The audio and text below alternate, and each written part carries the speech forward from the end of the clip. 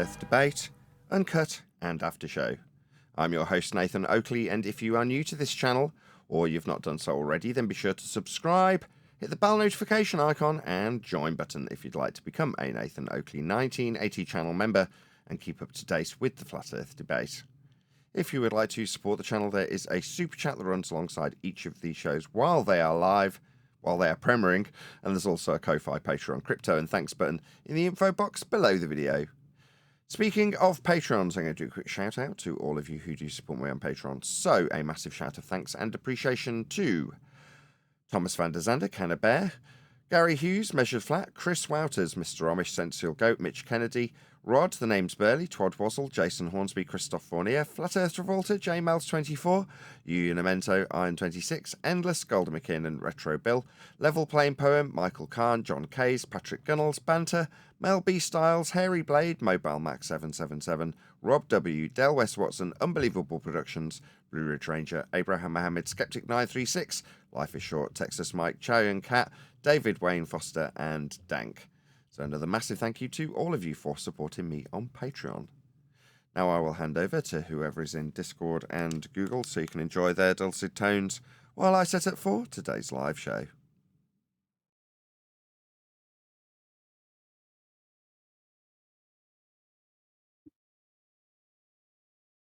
Sometimes I feel like there's not enough, or I haven't experienced enough like bonding with like other Christians, kind of like how we have it with FE people, right? With FE people, we talk with a lot of them. We have a lot of bonding and fellowshipping with FE people. But when it comes to like Christians, I feel like I haven't experienced it quite to the same extent. And just getting together and just talking, you know what I mean? And not necessarily just talking just worldly things all the time, right?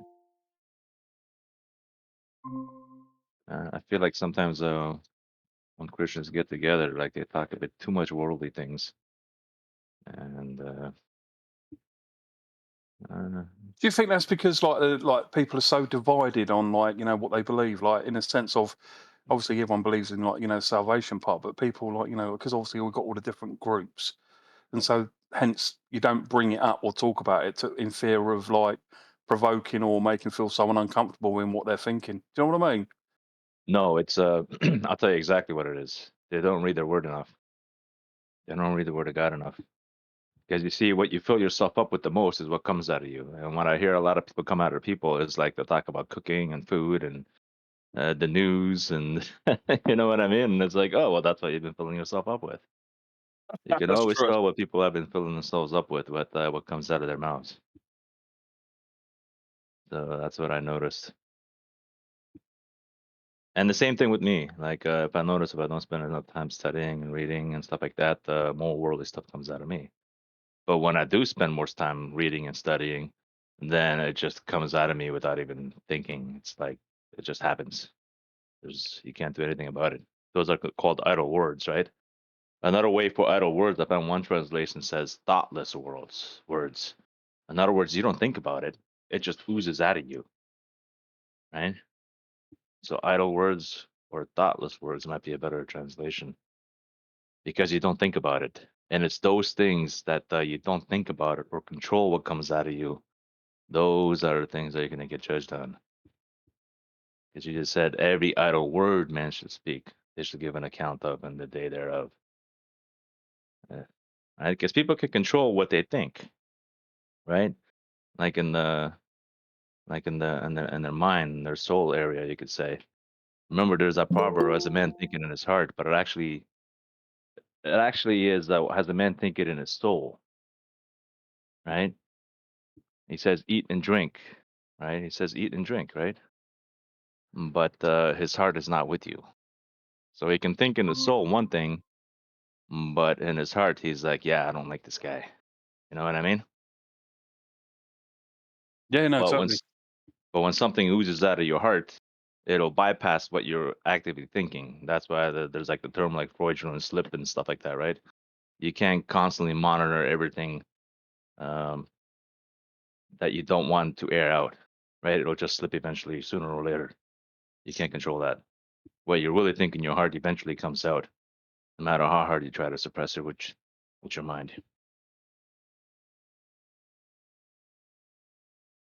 So I think we all get sucked in, don't we? That's the problem. We all, even I, like you look at the news feed, I'll flick up and think, oh, here we go, and then you start thinking, oh, here we look at what's going on here. What was it, And then you start having opinions, and then the opinions become like, oh, yeah, that is right. You just like, and then you start jumping on the bandwagon. You feel like the same as them. Then you're like, oh, yeah, that's an injustice. I don't like it. And then you think, uh, uh, like, there's been something going on in England at the moment. There's been like obviously these children were being taken away from their families, so like child services came in. This is in Leeds, and obviously they all kicked off basically, and like set a coach on fire and overturned a police car and just out in the street generally. And there's videos there of like police running away because they're scared. And yet, like in a sense, that's like the picture of it. And then it's like, then this woman went out to give the police a cup of tea, but then obviously just said, and like, and obviously it looked like they arrested her. And so obviously, like it's like double standards. Like, what? Hold on a sec.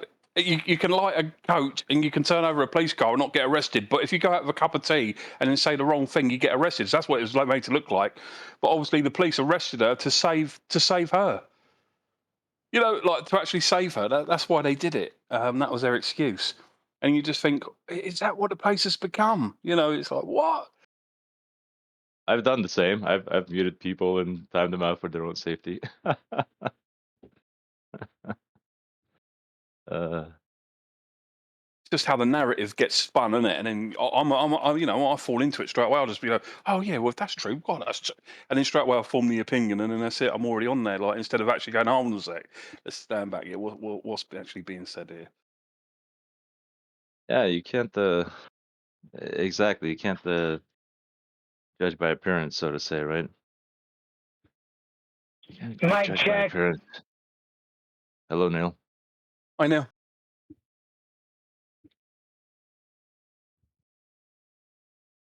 Well, yeah, you can't judge by appearance necessarily because you don't know what their motive is, right? What they're thinking, actually, what they're thinking in their heart, or what their reasoning behind what they did is, right? You can't always pinpoint that right away. That It's takes a funny little bit because you more have to time. investigate that pretty hard, like because otherwise we are, like I suppose when I used to believe the news, like when I was stuck in, I don't know, I was, the sheep mode in the sense, just believed everything I was told. You, you have to really force yourself to go, oh, so actually, what's being said here? What's going on? Who's, looking into it, sort of thing, isn't it? Because oh right, this, it's like they're aligned with that side. That's why this agenda's being pushed out. And then you start to you see it all unfold, don't you? Like when you start connecting the dots. Right. Well, that's what crime investigators do, right? They look at the physical evidence, what they see, and then they try to determine the motive, right? What's in their heart, right? And you said sheep mode when I was in sheep mode. Well, actually, the truth of the matter is we never escape sheep mode, right? We're just like sponges. We just absorb, absorb, absorb. Sometimes people think they escape it, but they're going to be absorbing other thing, and ignorantly they'll be in sheep mode to other things, right? Because you're always going to be observing. Things are always going to be influencing you. There's no escaping you. That I always thought about that recently. I'm like, there's a reason Jesus called us sheep. Right? There's a reason. Because that is what it is. That's what human nature is, to absorb. If you're not absorbing one thing, you're absorbing another thing. So you're constantly in sheep mode. I don't No think way out of it. that's why I call us sheep. It's because we produce surprisingly good wool. Um,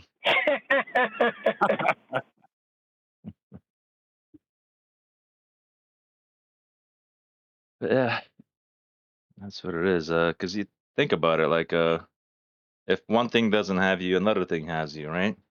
That's why I might as well have the good shepherd have you, because he's the good shepherd. He's gonna take care of you, but you're gonna be under a shepherd regardless, or among the wolves, or whatever you want to call it. But regardless of what it is, something will have you. So you might as well choose the Lord Jesus to have you at the end of the day.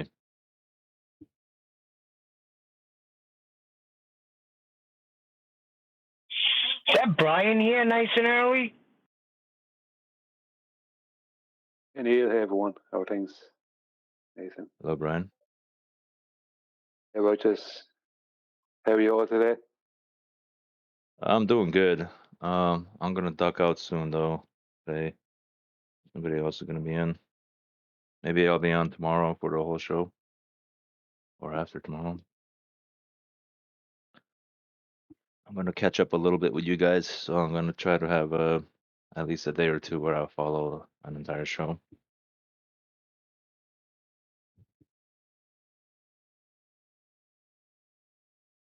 What about you, Brian? How's the Brian doing? Not too bad, not too bad. I'd be doing better if I could get people to promote the pitch data thing I'm trying to get them to promote, but just can't get people to do it. I get flat earthers to do it. They want to talk about What do you thing mean? but the pitch data. Huh? What do you mean? A video you want us to respond to, or is that what you're talking about? No, I'm trying to get people to focus on asking Will Duffy to get the pitch data from a few international air flights. Because he says he wants to put money forward to prove whether the Earth is flat or a globe. But what he wants to do is go to Antarctica and hope to see or not see a 24-hour sun, which doesn't prove either way. So it might disprove a globe, but it doesn't prove that it's flat. If you don't see a 24-hour sun, that doesn't prove that it's flat. It just disproves that it's a globe in accordance with what they must have. But the pitch data proves for definite, objectively, either way. But I can't get people to focus on it. I'm trying to get people to, put it up in front of him. And I tried looking for a channel. His channel can't find anything. Can I make a suggestion? Go on. Well, you've gone through it with me, and I do understand it, but it was only at the point that Adam summarised it within one of your discussions. I can't remember what show it was on, but he basically said words to the effect of, the pitch data itself describes how high or low, with respect to horizontal, the nose actually is. Now, he said it in a better way than I just have, but when he said it that way, I'm like, okay, so what we're dealing with is how the plane references its position with respect to the horizontal plane of reference that we're standing on.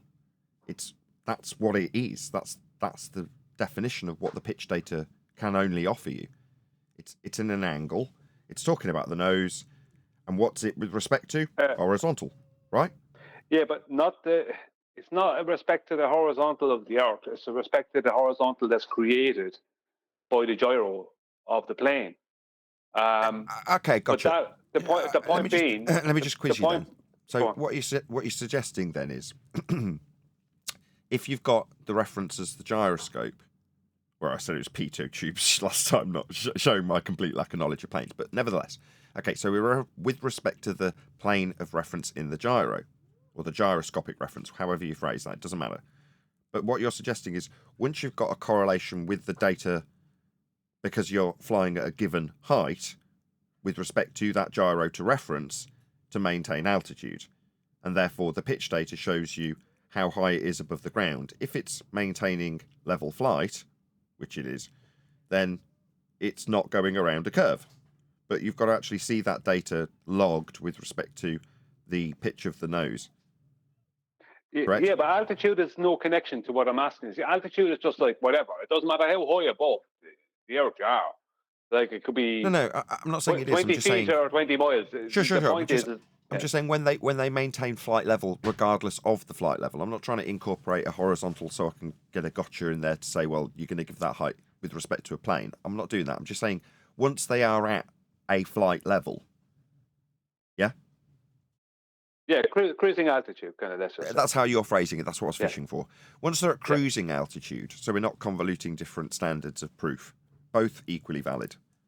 Okay, when they're at cruising altitude, you're going to be describing the elevation or declination of the nose with respect to a horizontal plane of reference established with the gyroscope.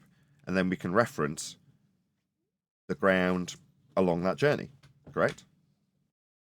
Well, it's very simple. There's a constant horizontal created, and that is the horizontal that's referenced in what's known as the attitude indicator, which shows the pitch of the plane above or below that horizontal. So this constant horizontal is referenced. Now, when airplanes fly, if they're flying at a normal cruising speed, once they're at cruising altitude and they're flying at a cruising speed, the bigger planes, they'll always fly about 3 to 4 degrees above horizontal, because that's what the average is for an average cruising speed and holding lift and generating adequate lift to hold that altitude, right? If they're flying a bit faster, they'll have about a 2 degrees above horizontal pitch. If they're flying slower, they'll have about 6 degrees or 7 degrees above horizontal pitch. And that would be only if they're trying to hold the same altitude. But the point being is that at all times throughout the flight, whether it be from London to Los Angeles, which is about 11 hours, at all times they have an above horizontal pitch. Now, people might know that, but the whole point of it is if you get the pitch data, the official pitch data from the black boxes or from the inertial navigation systems of the planes, right, then there is no one can hand wave it away or argue it against it, because it is what it is. And what it is proving that the Earth is a flat plane, because there's no way an airplane can hold an altitude, let's just say of 5.5 or 6 miles above the Earth, and have an above horizontal pitch, which it needs to have to generate lift, and never have a below horizontal pitch for 10 hours of a flight, and the Earth be a globe. It's just impossible. Sure. But what I'm kind of a bit bewildered about is, unless I'm mistaken, the principle itself proves Earth is flat. Without that principle being adhered to, you're not going to maintain. Oh, what did you say? Maintain altitude or whatever it is you phrased it. I'll have to ask you again later. It's not a point. The point is the principle of flight itself, as you've just described it to me. I was waiting for the necessity of this data to prove and validate the principle, and it's not required. As far as I can see, it's actually superfluous. It only is needed by our opponent who says it does something in defiance of that principle. So they would need it to show that we do defy the principle, but the principle itself proves Earth's a plane, unless I'm very much mistaken or missing something. No, the principle of how planes fly proves that Earth is flat. Right. This proves a globe. Right. But for to present, so if I want to present something, see, this is the problem. If I want to present something to a television station or a ball, or let's just say a contrast of that, or any random person, right? So not a baller, not an anti-flat earther, not a television station, not some big channel on the internet, not a random person on the street. The point is that if I want to present something to any of them that they cannot argue with, cannot hand wave away, and must accept, then the pitch data is the thing. If I can get official pitch data, there is no way around it. There is no if, buts, or maybes. There's no grey area. It's either a globe or it's flat, and the pitch data will show either way. And that's why I want people to get that Will Duffy, because he's willing to spend money and get the pitch data. Then no one needs to go to Antarctica to see some heap of rubbish that doesn't prove anything. If he's honest with his word that he wants to spend money and prove whether it's flat or a globe, then this will prove it, because what he's doing won't prove it. You just have to keep banging the same drum. So by saying what you're saying, it will become more and more refined. You can tie it into what I've been banging, the same drum. In order for him to assume antipodal positioning, no, he's not going to get away with it. He needs to validate his antipodal positioning. So he needs pitch data to validate that. Exactly. As you're currently saying, it proves nothing. It can only debunk a globe as it stands. Going and seeing a 24-hour sun or not seeing it, well, that's inconsequential to me. As a flat earther, I know Earth's measured flat. It doesn't make any difference. It might defy Dave Weiss's model, like I give a crap, but it doesn't debunk a flat Earth. It can debunk a globe if they don't see it, but that's it. So if they're going to confirm a globe, you need to confirm antipodal positioning, which is their assumption. So they're going to need the pitch data to do that. I would lean on that. You need this data, because last time we were having this discussion, you're like, they don't even need to go to Antarctica. I'm like, well, people aren't going to buy this then, unless you can tie it into that, because they want to cause a stir with this little storm in a teacup. And if you want to get on board, you've got to jump in the teacup. And by doing so, you say, well, you can confirm your antipodal assumption with the pitch data. If you don't get it, you're not going to confirm it. Just bang that drum. That would be my advice. But moreover, just bang the drum. Don't worry about how well the drum's getting banged, as long as you're banging it. You need Anthony Riley. I said this last time. Get him on board. Get him playing cymbals. Yeah, I tried. But the problem is that if this is what I said the last day. If they go to Antarctica and they're supposed to get the pitch data and give the pitch data to us. If they go to Antarctica and see a 24-hour Antarctic sun, right? They can hand us any old rubbish. Doesn't matter if it's correct or incorrect pitch data, or they can hand us the correct pitch data. But it won't matter, because the implications of the pitch data, even if it's the correct data, will be overrun by all the noise that they made by the whole of the ballers, all of the ballers of the world claiming the 24-hour sun proves the Earth is a globe. They'll all hand wave away the data then. If we what get do you mean by ballers? Sorry, time. I'm interrupting. What do you mean by ballers? The ballers aren't on board yet. The only people that Duffy's got on board is the anti-flat earthers. That's all he's caught the attention Well, that's of. what I'm talking about. I just call them ballers. It doesn't matter to me. They're all the same, right? As in, they all believe in a ball, right? A globe, right? I don't care. Call them what you want. The point I'm making is, they will hand wave. They won't even the pitch data won't even see the light of day for years after that, because they'll be so busy talking about this 24-hour Antarctic sun. All right. So straight away, it doesn't matter even if they give you the correct pitch data, which proves the Earth is not a globe and proves it's flat, because they'll be doing nothing but harping on about a 24-hour sun. That's my point. So I'd rather they just got the pitch data and proves either way. So they don't have the 24-hour sun, whether they see it, if they do get to see it, that's all they need to ignore the pitch data. Because that's all this is.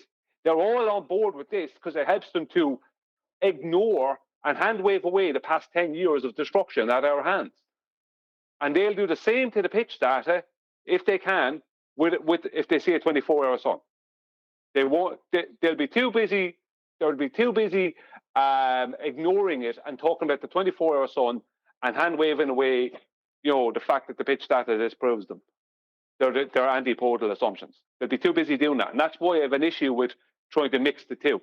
I want them to go get just the pitch data. I want people to promote them to get just the pitch data, because that proves or disproves. We don't need any 24-hour Antarctic sun. It doesn't make any difference then. Just get the pitch data. And if he won't get the pitch data and he will only go to Antarctica, then that shows that he's not interested, that he's a liar. He's not interested in objective truth. He's interested in begging the question, finding something that will help him to beg the question, which is fraudulent. Now, I don't really expect much different from him, but I at least want him to have to address the pitch data. I want him to have to address that issue. But I can't get flat earthers to talk about it. They want to argue with other people and ballers about every other bloody thing. Other flat earthers and ballers about every other thing. And flat earthers telling me, actually, well, you don't need a pitch data. Water finds its own level. It's like, I know things like this. I know water finds its own level. I know this thing's over here does that. I know the surveying does that. I know all those things. But that's not the point. The point is the pitch data is objective. It cannot be argued with. Nobody can add BS to it. It is what it is. And but flat earthers, every flat earther wants to come up with their own plan, and nobody wants to just get on board as a group and go, oh, I see what you're talking about. Yeah, this is it. They just won't. Flat earthers ruin it for flat earthers all the time, because they're so busy wanting to argue about every other bloody thing instead of sticking to what they should stick to. That's what happened with the Black Swan. Flat earthers were too busy not learning about it, too busy wanting to argue about every other bloody thing instead of sticking to the Black Swan, to what it really was. Yeah, you say flat earthers. It's people. People are lazy. That's the bottom line. They learn an argument that seems easy, and they spend 5 years mastering the "we see too far" garbage. And once they've got a grip of that, they go, "Oh, well, that's it." And you're like, "Well, how does that maths work?" And they don't know. They know the claim in shorthand, and they can build themselves up as a flat Earth representative based on a shorthand understanding of "we see too far." That's the standards. Now, while people were trying to get their heads around that argument, we were getting to grips with the intricacies of the flat Earth mathematics that is the curve calculator, weren't we, Brian? You were here watching it all happen. Yeah. Right. Well, that's because we wanted to know how it all functioned. We wanted to see how it all ticked. But the people who represent us don't care. They're not interested in finding out how it ticks. They're certainly not interested in tolerating someone like you telling me off for not getting it. Like, you're supposed to be telling everyone else around me how to get it, and you don't get it yet. And it's embarrassing. Not that I've got any, lack of shame or humility when it comes to me not understanding things. I'm just saying that the standards here are very different, Brian. Now, I'm not saying relinquish that disdain for the people not doing it, because that's sometimes how you motivate people when you point it out in stark terms. And sometimes it can be a fact that you've banging that drum for a while before people start to hear it. But I don't know if he's seen it yet. I've been trying to get Eddie Banjo, the flat Earth Brazil, Japan, USA, Brazil, Japan. Trying to get him to see it, because he focuses a lot on airplanes, but he's been focusing a lot on the 24-hour Will Duffy thing, right? 24-hour Antarctic Sun Will Duffy expedition thing. And so I'm trying to get him to see it and to promote it, because it should doubly help him, because he's talking about how much of a load of rubbish this 24-hour sun thing is, and he likes to do with airplanes. He sees the value of how airplanes and the air travel disproves the globe and proves it's flat. But I just cannot even get him to see it. So far, I don't even think he's seen it. I've tried my best. I've tried linking it to him, tried leaving messages. I even tried to get Divergent Droid to say it to him, and Divergent Droid was too busy wanting to argue with him about maps and models. So then other people are telling me, you don't need to pitch that. What about surveying? What about this thing and that thing? What about water? It's like, I'm banging my head off a wall here. It's just like, people are not seeing this? How come they're not seeing the obvious? You've got to keep saying it. The people around you, it'll take 10 times. You're on about 5. 5 more, and the people around you will start banging the drum with you. Maybe so. Yeah. Anthony Riley would definitely be a helper, right? I will say that because I tried to get him a message. He's not responding. Yeah, but he's always like that. Keep tickling him. That's my advice, and it will prick his ears up eventually. So, but just don't become disheartened. Don't be a negative Nelly about it. I'm not this. It's not disheartened. It's just like I'm frustrated. Hey, Brian. I'm frustrated with flat earthers, because they keep on not doing the right thing. They keep on wanting to argue with each other. They keep on doing instead of all coming together behind something that's correct and simple, like the Black Swan. Like, there should have been the globe should have been over at that point. No, because flat earthers were too busy wanting to argue about every other thing, and then they didn't want to talk about the Black Swan, because that QE was that QE. I don't like him. Who cares if you like QE or not? Do you know what I mean? Yeah, the problem is they listen to ballers, Brian. They sit in baller channels and they pull from whatever they're saying, and then they come back and they say, "Oh, there's a problem with the Black Swan." Yeah, people focusing on the logical consistency of it, of the way it's laid out. It's just like, it's laid out perfect if you understand it, but it doesn't matter. The point is that it doesn't matter even if it was laid out wrong. The point is the horizon is not the leading edge of a globe Earth. That's the point, provably. That is the point, and it's even admitted in their own maths. Now, 4 years later, heading for 5 really. Because we're gone past June, so we're heading for 5 years. Because that was just January 2020. So heading for 5 years later, flat earthers still want to go around in circles and argue about everything and anything, and come up with nonsense about the logical consistency. It's like the horizon is not the leading edge of a globe. What more consistency do you need? Why do you have to argue about modus tollens and all the rest of it? Sorry, Neil, go on. Now I'm just laughing because you're right on point. That's what's been going on. I was listening to Say, Brian. One more time, Hey, Jado. Brian. I'm rumpusing you. One more time, Jado. Yeah. No, that's okay. I just wanted to address Brian, and I know he's a bit down and out because all he gets is just complete negativity on his YouTube videos as far as comments go. But I just wanted to add that since his pitch request to Will Duffy, out and about on social media such as Telegram and Facebook, and comments on various other flat Earth content, there is a lot of people asking the question about pitch data. So it actually hasn't gone unnoticed. So it's building. Right. Just wanted to let you know. There you go, you down and out tramp you. Well, see, that's my part. I'm not on Twitter and all them because the reason I'm not on them is not because I don't want to be on Twitter. It's that if I go on to Twitter and some of these other ones, X, let's say, or some of these other ones, the amount of ballers that will converge on my page and just fill it with absolute negative nonsense. I don't mind it on YouTube, but if I go anywhere else,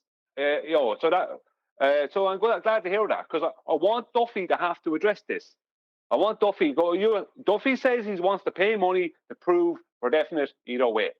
Okay, Duffy, here's one way you will. Here's a way you will prove it. It'll be cheaper. No one has to go to Antarctica.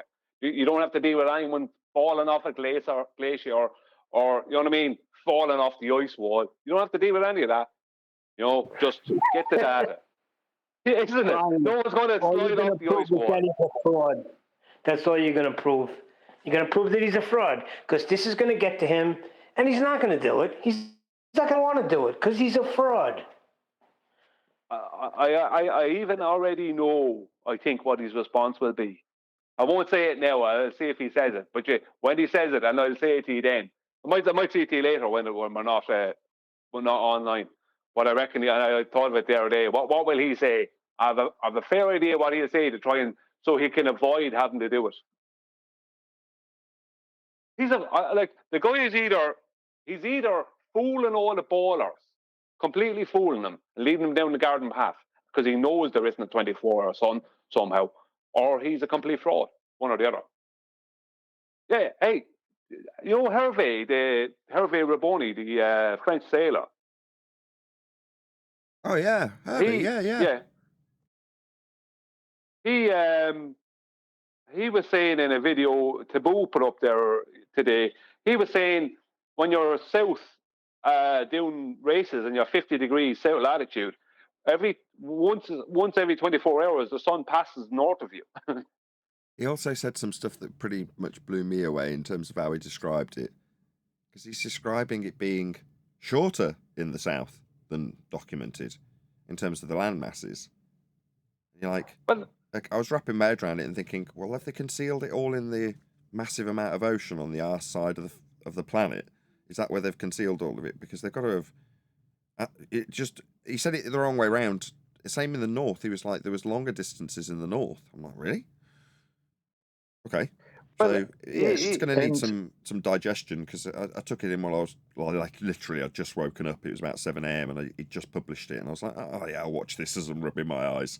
And I've got to be honest, I was struggling to take it in with him talking over the top of the overdub. You know what I mean? I think what he's saying. I know he's talking about different distances and issues with distances, and he's proven how the distances fit a flat Earth and not a globe with the Van de Globe race and the American Cup and whatever else. But what his point is that we've been duped into thinking that a nautical mile is 1.1508 times a statute mile. I think what he's saying, and I kind of worked it out earlier, that a nautical mile is only 0.73304 of a statute mile. So it's only like well, 7/10 that or wasn't. something. We're obviously picking up on different points from him, which is good. The overarching point that I picked up on was that he's saying that there's certain distances that you can travel on the ground that make sense in terms of how you can clock them. You can physically put an odometer on them, right? It's got to be fixed in that regard. But in terms of the flights and the corridors that they have to travel in that regard, and to some extent the oceans, they aren't. So they can fudge those. So they're fudging the nautical mile distances because you can't fudge land miles, right? You can't fudge statute miles. People can just measure them. Exactly, yeah. And I think what his point was is that basically that the nautical mile is shorter than the statute mile, not longer. Yes, that bit. But that blew my mind. I'm like, well, that doesn't make sense. Yeah. You can't understand how that's going to translate into the distortion until you see what he produces. So he gave some hints that he's going to try and put this down in some sort of form. Now, Taboo at the beginning in his little preamble was suggesting that he's going to produce some sort of flat Earth map. Now, I think he's reading a bit too much into what he's suggesting he's going to do, but he's just going to try and suggest how what he has experienced and measured would be plotted. Now, that's not going to be some all-encompassing map, but that's how kind of Taboo sold it at the beginning. Did you listen to Taboo's bit? I did, yeah, and Hervé Raboni said himself, he says he's going to be coming up with some class of a map where the distances will be more correct in his next video, and he was going to address another couple of important points. He actually said that he actually did make one point about the sextant. He said the sextant couldn't work on a globe, he reckoned. There's no way for it to work if we were on a globe. It's only been 4 years. Is it 4 or 3 years we've been saying? Yeah, 4 years. No. What are we in, 2025? 4? Three, yeah. No, 3 years. 3 years. 3 years. 2021 was when we started saying it. 3 years. Well, I do find it interesting because the thing is that there's still going to be 10,800, let's say 5,400 nautical miles between the GP point of Polaris and the equator, and another 5,400 between the equator and the outer rim of the latitude and longitude grid. So each longitude line will still be 10,800 nautical miles. It's just that it won't be 12,420 or 26, whatever it is, statute miles. The statute mile distance will be less, but the nautical mile distance will be the same. But how are you going to verify that? You can't measure the statute mile distance across the sea. What are you going to do? Take a roller and roll it out? Do you know what I mean? How are you going to use an odometer like you do in a car? Well, if I go by the 3959, right? If I go by the 3959, right? If I treat the equator as having 21,600 nautical miles around it, as opposed to being 38 or 39,000 miles in around, or whatever it is in nautical. If I treat it as they say, that the ballers say that the equator is only 21,600 nautical miles around. If I treat that as that, then if that's the case, then what Hervé is saying is that within that northern part there, that's where all the land masses are. Not all of them, but everything north of the equator is actually just in there.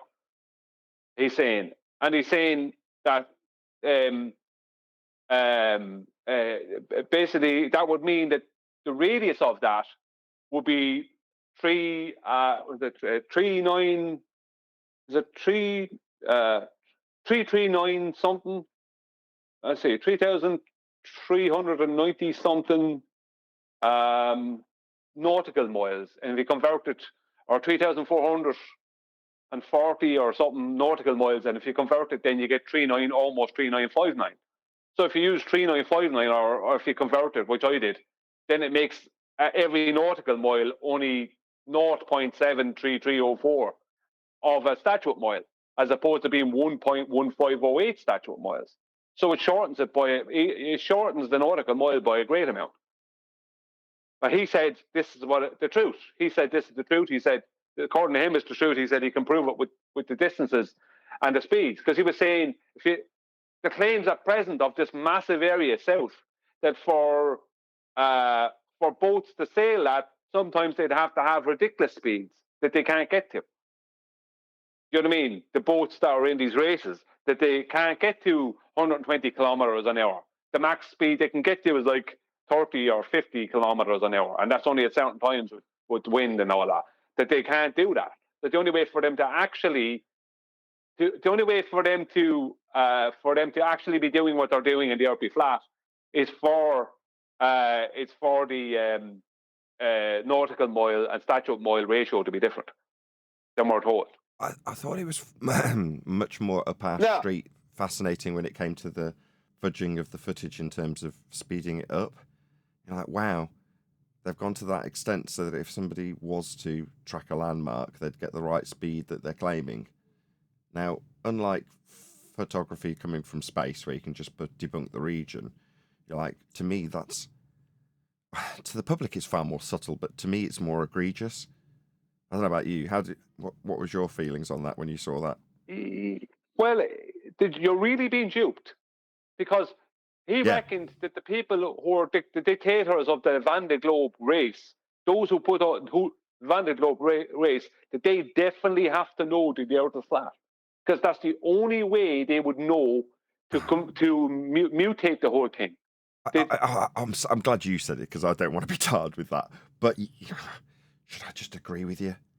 It's hard not to come to that conclusion. Is I was a bit sort of, you sit back in your chair and go, so there's people who are intentionally peddling this deception, and there is a genuine reason for it.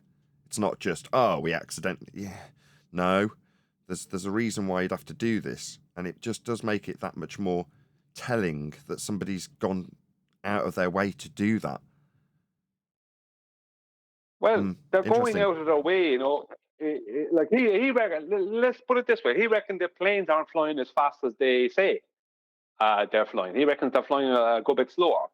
So let's say we're told the plane is flying at 500 miles per hour, it might only be flying at 250 miles per hour. And if you look at something I thought about, this is a bit conspiratorial, right? So I don't mind, it's just speculation, so I'll throw it out there. You know all that stuff, all those that conspiracy that was going on about planes and fuel. Sorry? About there having no fuel. Yeah, about them not using the amount of fuel they're saying they're using. Right. Well, if they were flying slower and over shorter distances, then that would be correct, wouldn't it? It would work in the... You can understand why the airline would have no issue with it. It makes their efficiency look better. Well, why were the airlines hiding information about that?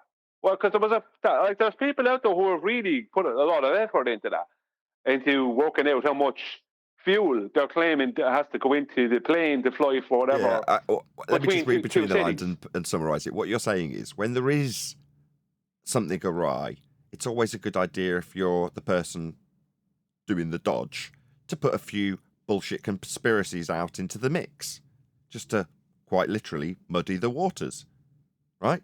If the only blag that's out there is the one that's connected to the blag, then you'll get to that pretty quickly if you start digging. But if you can put a load of crap about no planes using fuel at all and other crap, you know, that was very offensive to chocolate, having worked in an airport pumping fuel, you know what I mean? It's just, you've got to pump this crap in there to hide the fact that there is one. So whenever there's like multiple nonsensical, garbage-based conspiracy theories about something, you're like, oh, okay, so there's a waft coming from it, but the real waft is just masked with lots of other wafts of stink and stench. So you can't really detect which stinks which. well, yeah, it's like, think about someone looking into this arena, into this topic, and they find David Weiss, and they find, you know, Whitsitt, and they find a lot of other people who are just pumping the feast of nonsense, and it doesn't make any sense to them. But then they find this show, they go, hang on a minute. Now, I found that guy in that arena, the arena of the plane fuel thing. I found the guy. I can't remember the guy's name, but I found this guy, and he's pretty well known because from what I could gather, he's very well known within that. And this guy was shown a more realistic, that they're not. He literally, I could not argue at all with what he was telling me. There was no way I could argue against it. He was saying, this is what they're saying they're using, but this is what they're saying they'd have to use, but there's no way they could fit that amount of fuel into the plane, and the planes can't hold that amount of fuel. And if they did, they wouldn't be able to take off. Kind of, he was saying the weight would be so, you'd have to fill up so much of the plane with fuel that there'd be no way for the plane to take off. he was saying there's just way too much fuel. But if they're flying slower and shorter distances, and they're using winds and stuff, then that would mean he'd be kind of correct, wouldn't it? That they're not using the amount of fuel that they'd have to be using to fly them distances. This kind of thing. I admit the two have to coincide somewhere. Yeah.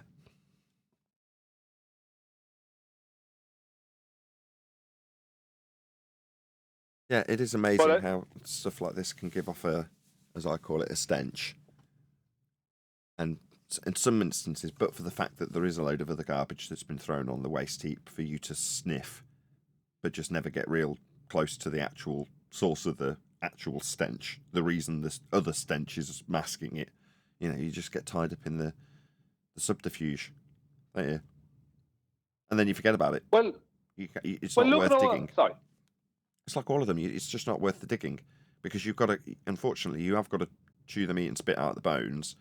But in certain instances, I'm not going to name any, but in certain instances, there is so much subterfuge that you would have to go through each and every one. And by the time you've unpacked and debunked each and every one of them, you just come across as some crazy nutter because you've talked so much about crazy conspiracy theorists' ideas about what could be the cause of some event that's occurred, baked in the mind's eye of the public or not. And, you've got to be able to, like we unpack our opponents' arguments for the last 10 years preemptively. Well, if you're in some small little conspiracy realm corner where you think you found one of the end paths to the truth, there's a good chance that it isn't. It's, you've got odds-on chance that you'll have picked one of the subterfuge, muddying the waters narratives that aren't actually leading you to the truth, in which case you destroy your credibility. So it's a bleeding minefield, isn't it? Intentionally so. And then when somebody's talking about it, they can get labelled conspiracy theorist. He's talking about these crazy ideas that we put out there on top of the nonsense that we actually committed to mask it, and he's talking about those nonsenses. Well, let's just say someone has actual proof, right, that of the existence of reptilian people masking themselves as human beings, right? Let's just say that was real. Let's say there was a real video or some real evidence out there. You'd have to go through so much nonsense to get to it, wouldn't you? Well, do you want to know what I interpret that to be? So the reptilian cortex is something that's dominant in people who are narcissistic or sometimes categorized as psychopaths. So in the studies I was doing just before I got to Flat Earth, that's what I was looking at. So people without empathy are leaning on that sort of primeval sex and death kind of orientated. They're very much primal in terms of how they're operating. They've got no concerns for other people and things of that nature.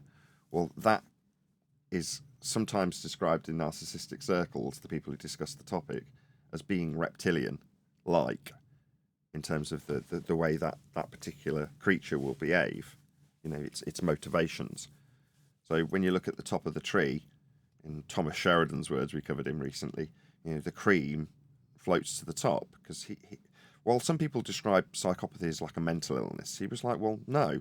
If you actually look at the 5% in the Western world that are narcissists, they're rising to the top of their field. They're future faking their way all the way up, making promises that they're not having to deliver on because they're getting cheers of approval when they're making the promises.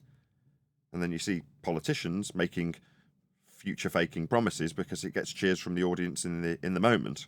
Well, they ever fulfill any of them. And you're like, they all have these narcissistic traits. Now, I've said this when comparing it or discussing the film They Live, in terms of the higher ups, the people in the bank, the people running the show, the people at the TV studio, they're the monsters, right? Or reptilians. Like, well, in my mind, I view that, obviously it's open to interpretation. Any movie is, it's just art. That is a metaphor for the reptilian, aka narcissist, aka psychopath that does actually run the world, because it's those people who can, the lack of empathy means that they can tread on others to get to those positions without concerning themselves, whereas other people will literally hold themselves back. And that was the spin that I liked from Thomas Sheridan. The point he would make is that while you might see it as a a disadvantage, in reality, being a narcissist is actually highly advantageous. Anyway, that's the reptilian bit, in my humble opinion. Just to let you know, it's 2 o'clock. I know, I was just about to start. Oh, sorry. Yeah, they said about to say it to you in case you hadn't looked at the clock. Good Hello, afternoon. everyone. Good morning. Hello, everyone. Good morning. Good morning. Yeah. Oh, what enthusiasm! How wonderful. I'm going to start off this Monday in a very relaxed way by covering a video that has absolutely nothing to do with the subject, other than it's very near and dear to me. So, as is always the case, I'm going to get you to go along to this videographer, which is going to be a bit of a shock because it's unrelated to the topic. But let him know at Nathan Oakley 1980 sent me. Now, this might give away potentially how boring I am, but if I am, lots of other people who are subscribed to this particular person are also boring like I.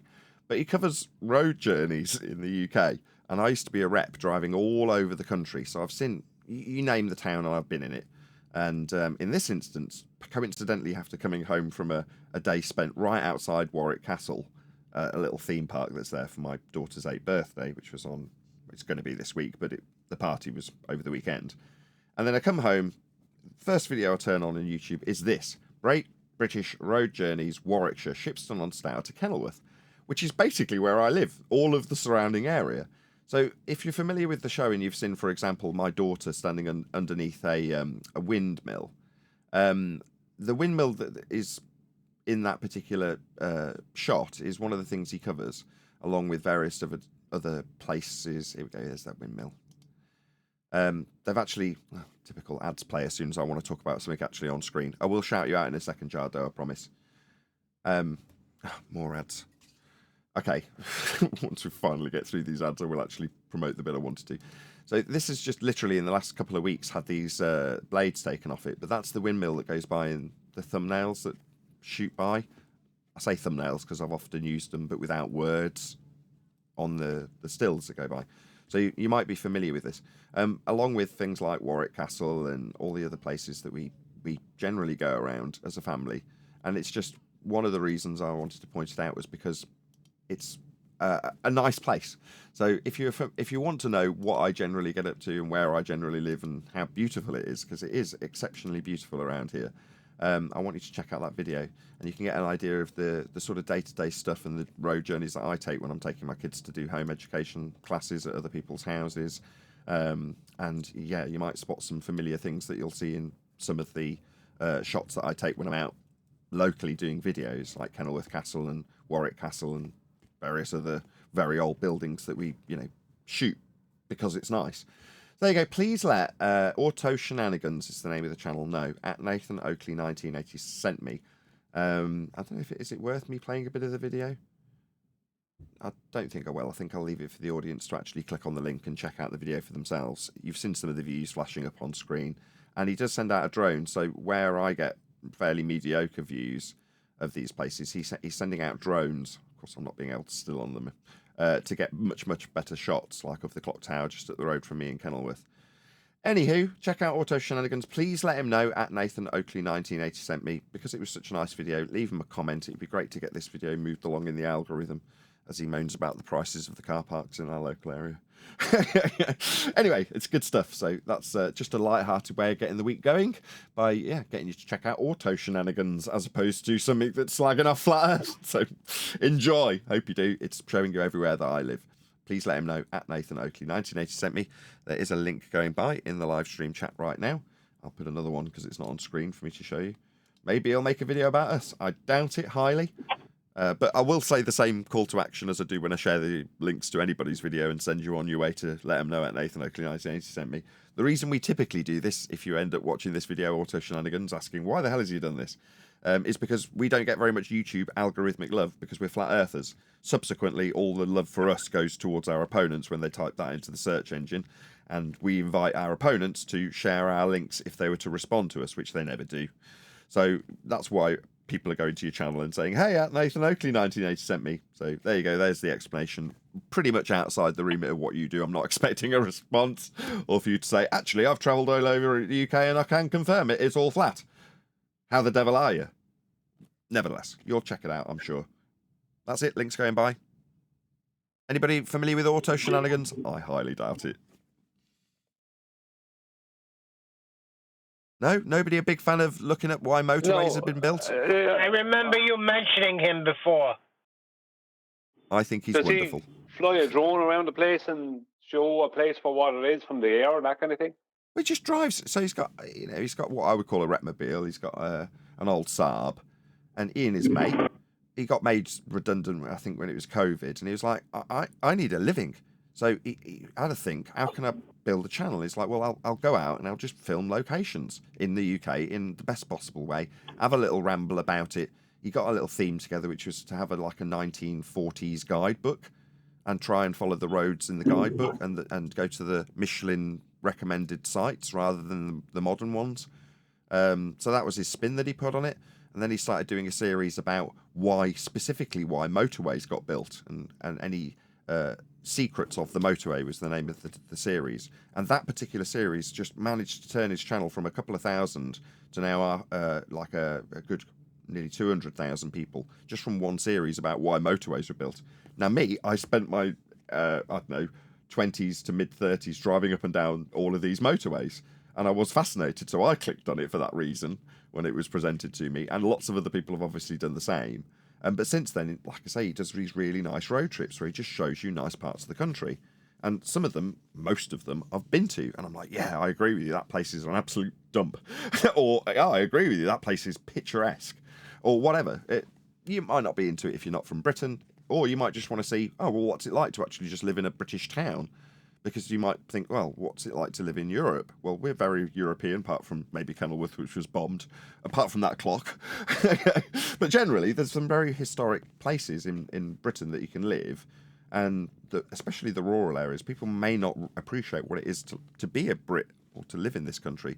Now, Ireland I'm less familiar with, I've got to be honest. Ireland isn't my haunt. I didn't do much repping in Ireland. As weird as that is, I should have perhaps done. I just didn't for whatever reason. So I'm not very familiar. But Brian will perhaps agree or disagree and say, no, there's no historic stuff around here. It's all gone or whatever. I don't know. Maybe you can tell me, Brian.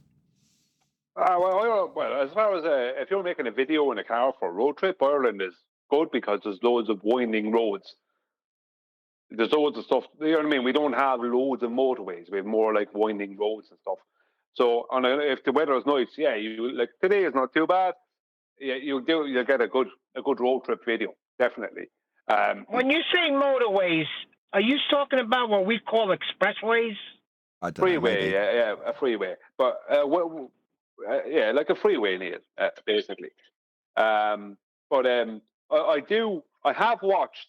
Funny you brought that up because I have watched, and I do watch from time to time, road trips throughout the Alps in Italy and Switzerland and France and different places like that, and Germany and all these kind of places, and even Japan. I watched one. I left one on the TV there, just playing in the background for 8 hours. This guy was driving from Tokyo to Mount Shasta, or no, not Mount Shasta, Mount Fuji, right? And because Japan is full of small roads and little small roads, and this guy drove every left and right you could think of for 8 hours to get to Mount Fuji. But it's really nice to see it because you get to see another place and get to see a country and the countryside and nice places without ever having to go there. Kind of. Now it's not the same as being there and experiencing it, but it is nice. So yeah, it's a good thing. I'm sure there's plenty good road trips like that, or good videos that could be made in Britain. There's lots of good stuff there to see. Let's just see if I can get Flat Arthur's attention to get himself on mute. Every time he joins, he's on server mute because he's not muted himself. Can you hear us, Flat Arthur? Oh, brilliant. He's put himself on local mute. Absolutely yes. That's a Discord issue as far as I know. Sure. Jardo says, thanks to Brian for coming early and robbing us Discord people of some chat time. Thank you, Brian. Jardo really appreciates your talk about... What was it specifically that you wanted to talk to us in the pre-show about, Brian? Hint, hint. Oh, well, it's about I want Flat Earth to start pushing the pitch data thing towards Will Duffy, the guy who's trying to do this 24-hour Antarctic sun thing. Because if you go to Antarctica and you see a 24-hour Antarctic sun, right, it doesn't prove that it's a globe and it doesn't prove it's not flat. If you don't see a 24-hour Antarctic sun, right, in the Antarctic summer, it disproves a globe, but it doesn't prove it's flat. even though you can kind of say, okay, it's flat because it's not a globe, but it doesn't prove. Now, someone can show me a 24-hour Antarctic sun video, and that's not going to change the geometry that I know that the Earth has, right? So there's no, or how sailing is done or anything else. So I'm not, surveying, etc. So I'm not going to accept that as proof for a globe or disproof of a flat Earth. And you know what I mean? So, and I'm sure there's globers out there. If you show them no 24-hour Antarctic sun, would still be globers because they come up with some way around it. Whereas the pitch data from several international air flights, right, with reputable companies, Qantas, Lufthansa, whatever, right, these kind of the big ones, the pitch data from those flights can't be argued with because it can't be falsified because every pilot in the world will know that's incorrect flight data because they're flying every day or whatever, several times a week. They know whether the flight data is correct, if the pitch data is in line with what they are used to, right? So it can't be falsified. It's totally objective. So there's no grey area. It's either flat or a globe, and the pitch data will show it or not show it.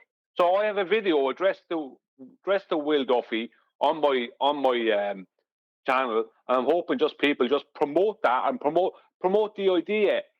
Tell them, why are you going to Antarctica to do all this nonsense when you could have it would be cheaper just to get the pitch data and you don't have to worry about anyone falling off the ice wall, and whatever else. The boat sinking, because you just have to get the data. No one has to leave home, no one has to do nothing.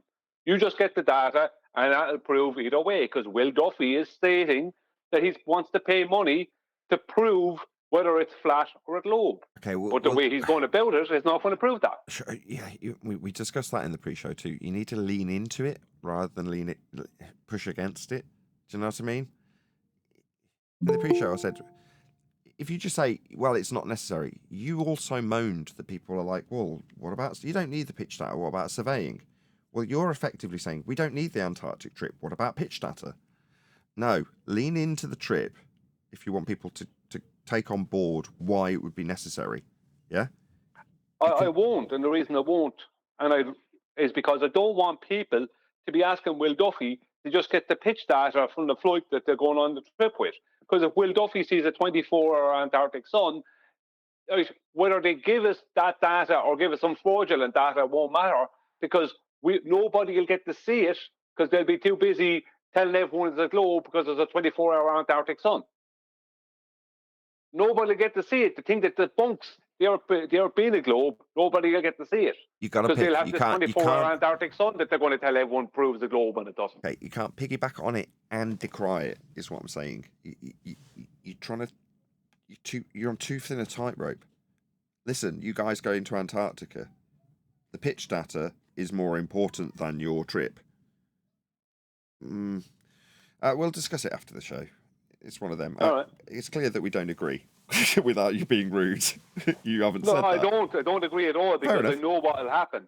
Is that even if what I reckon will happen is even if they did get the correct pitch data from their flight and gave it to us, if they see this will be after they see a 24-hour Antarctic sun, and everywhere, every news outlet everywhere in the world, I guarantee you, will be promoting that they've proven the globe for definite with a 24-hour Antarctic sun. Brian's 100% right. That's exactly what they'll jump on, Brian. And the pitch data thing will be in some obscure conspiracy video a few years later where someone goes, did you know that the pitch data from that flight didn't match? It matched the flat Earth, not a globe. 5 years later or something. When loads of flat earthers Oh my God, you're negative.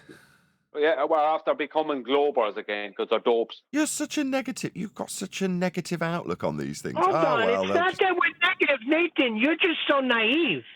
This has been going on for how long? Yeah. Brian's 100% right. 5 years later, it'll come out as some freaking conspiracy. Like flat Earth is a conspiracy? When it's the other way around? Holy shoot. Okay. Right, shout out to Jardo again. He says, Flat Earth Banjo video with the interview with PhD astrophysicist is brilliant. I think it's an old one, but you should go over it. Thank you for the super chat, Jardo. I think that might be, is that the video that I've been shared by 10th? No, that's a different one. I think that's where he mentions you. But the one they're talking about is the Wakey Wakey video. He shared that the other day. Remember, Wakey Wakey was talking to the astrophysicist. That's worth going over a second gotcha. time. So Flat Earth Banjo goes over Wakey Wakey. That's Mark Knight, and his video with the female astrophysicist, where she's like, "Oh, well, if it's wrong, we can just change it." That one. Yeah, he doesn't even go say much. He just puts it out there. I don't know what way he did it. My favorite bit. Puts it out there. My favorite bit. Come on. What? You mean you're a flat earther? You're not in this circle of people who punt it being a bot. You're not part of that circle. No, I'm not now. Yeah, flat earther. Well, had I have known that you don't believe as I believe, I would have never talked to you. That's what she said at the end, remember? Yes, I do. Yeah, it was really funny. But it's actually really good. Now I know we're going to be a bit critical about Wakey Wakey's speech about science and stuff, but it's like he's so much closer to what science actually is than what this woman talks about. When I listened to it again the other day, it was like I actually was infuriated after listening to it. Because I was thinking, she is such a hypocrite.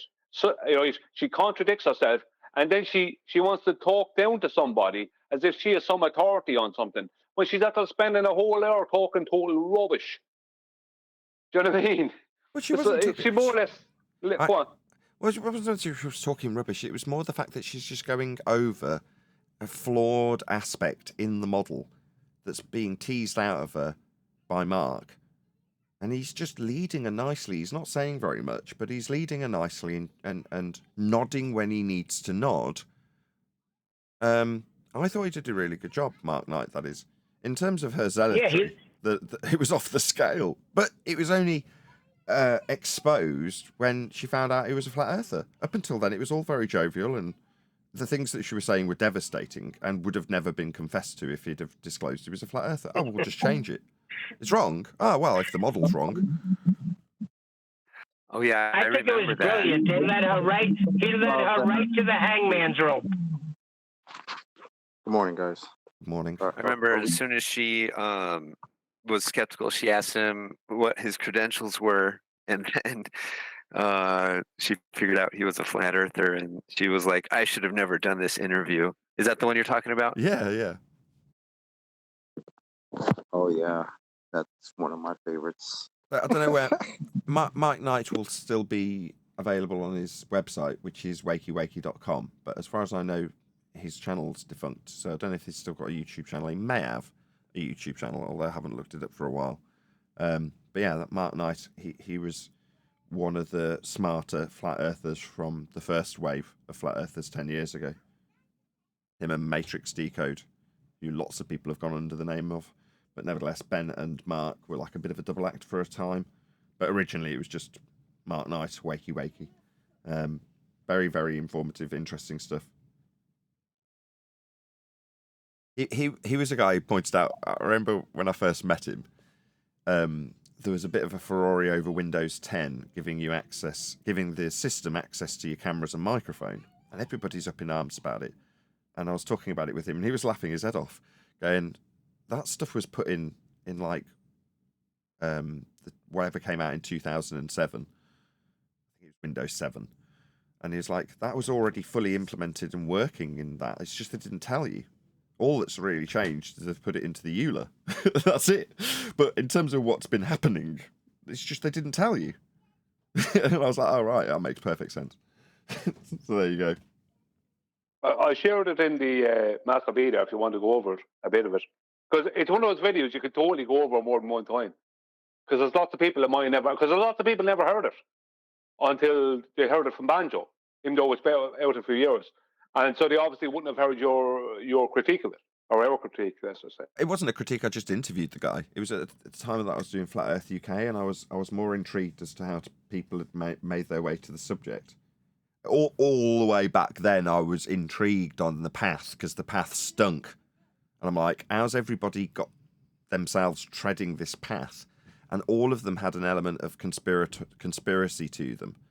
Now, had I maybe you could say I'd taken a path that was similar when I looked at psychopathy and narcissism, and prior to that I looked at subliminal messaging, which was done based on handbooks. Like, it was at a time when I was looking at advertising and marketing, and I was doing sales, and I was intrigued with the techniques, and the information I got was literally out of handbooks on how to put subliminal messages from the 60s and perhaps even earlier, training people on how to do it.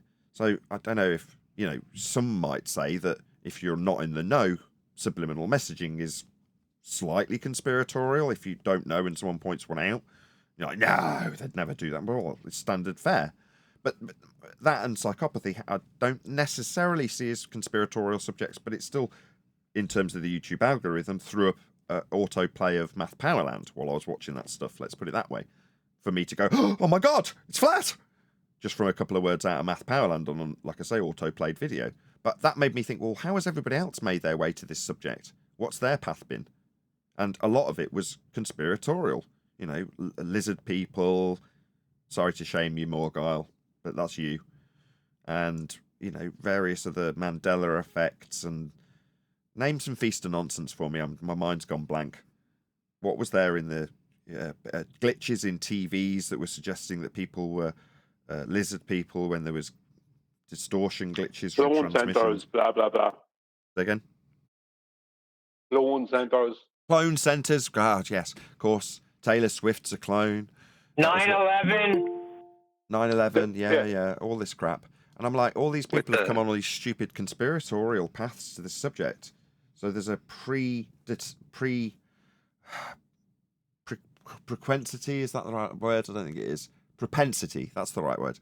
There's a propensity to tag the subject into flat earth when you're talking about a conspiratorial subject, and vice versa, which just is a shameful brush.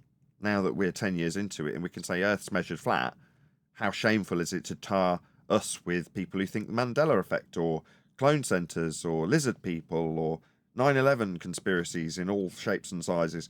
Why are these people all in this pot? Also, the subject seems stupid, that's why. There's a cleaner path that's emerged into the subject now, and that's a political commentary. So, for example, The Quartering, who hosted the debate with Whitsitt versus Professor Dave's YouTube channel, he has over 1.5 million views. 1.5 million views, yeah, and the video itself has over 100k. So that's a better path into the subject, but unfortunately, Whitsitt didn't utilise it and didn't represent Flat Earth well. He didn't even have to cite, or you didn't even ask him to cite yourself or to cite anybody here, just to use the winning arguments, because he's a narcissist. Hey, no. Let's not label Whitsitt anything. That's unreasonable. Right, number one, you're not going to be diagnosing anybody. Number two, I'll just take that as you besmirching him in terms of some characteristics that you might be able to describe as narcissistic, just so I don't flag the algorithm and get demonetized. Number three, yeah, criticise his lack of acumen in terms of the subject matter. He's more willing to talk about side subjects, and in debate he's going to be looking for those angles rather than overcoming the actual garbage that he gets presented with. Well, that is something that we can be critical of Whitsitt. He's not doing the best job of representing us. Fair enough. Now, when those avenues are open, there's a good reason why Whitsitt's there. Same reason Dave Weiss seems to be appointing himself King of Flat Earth. Well, because their argumentation is directly from the Feast of Nonsense table. The table that we all feasted on when we took that terrible stinky path along a conspiratorial route to this subject, with a predisposition to talk about things in a conspiratorial manner, tarring us with a brush of stupidity before we've even opened our mouths, which is a crying shame. Whether or not we can change that is unlikely. But, that's something I was going to bring up. So, if you're a long-standing viewer of the show, you'll know that for a period I had a very, very unreliable computer that was donated to me. Not to the fault or detriment of the person that spent thousands on giving it me. It just ended up being very unreliable.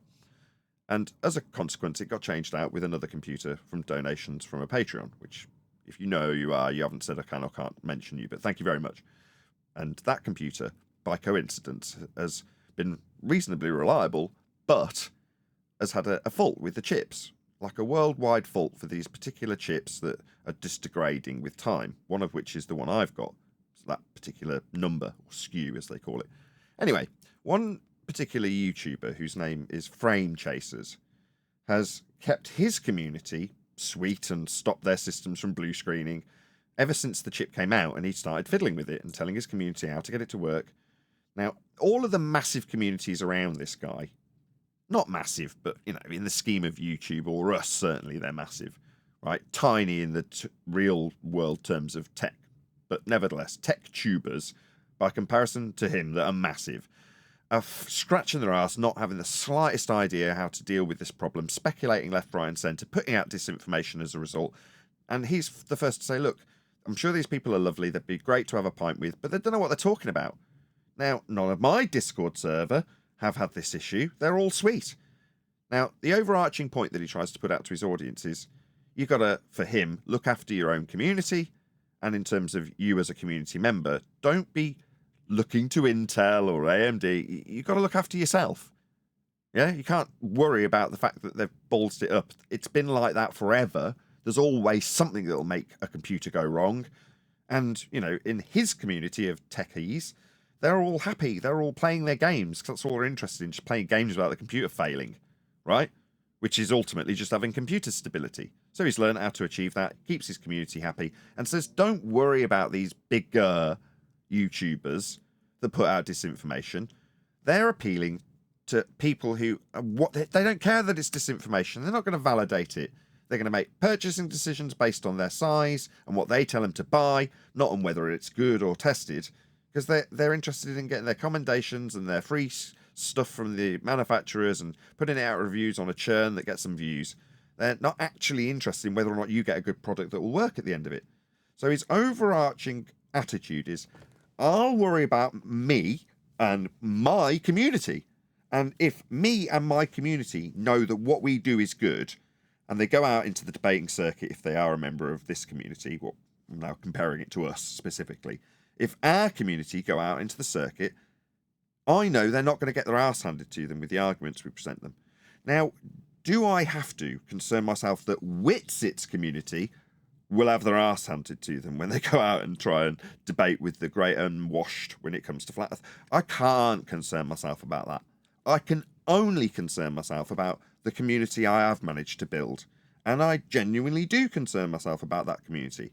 So I'll round this out with a comment that was in response to Neil, saying, when someone's arguing about something, Neil pipes up and says, why don't you take this as a teaching opportunity and explain the gravity this guy won't admit to when he says there's only one, and expand on that and then debunk it for the audience. And I say, quote, I don't care.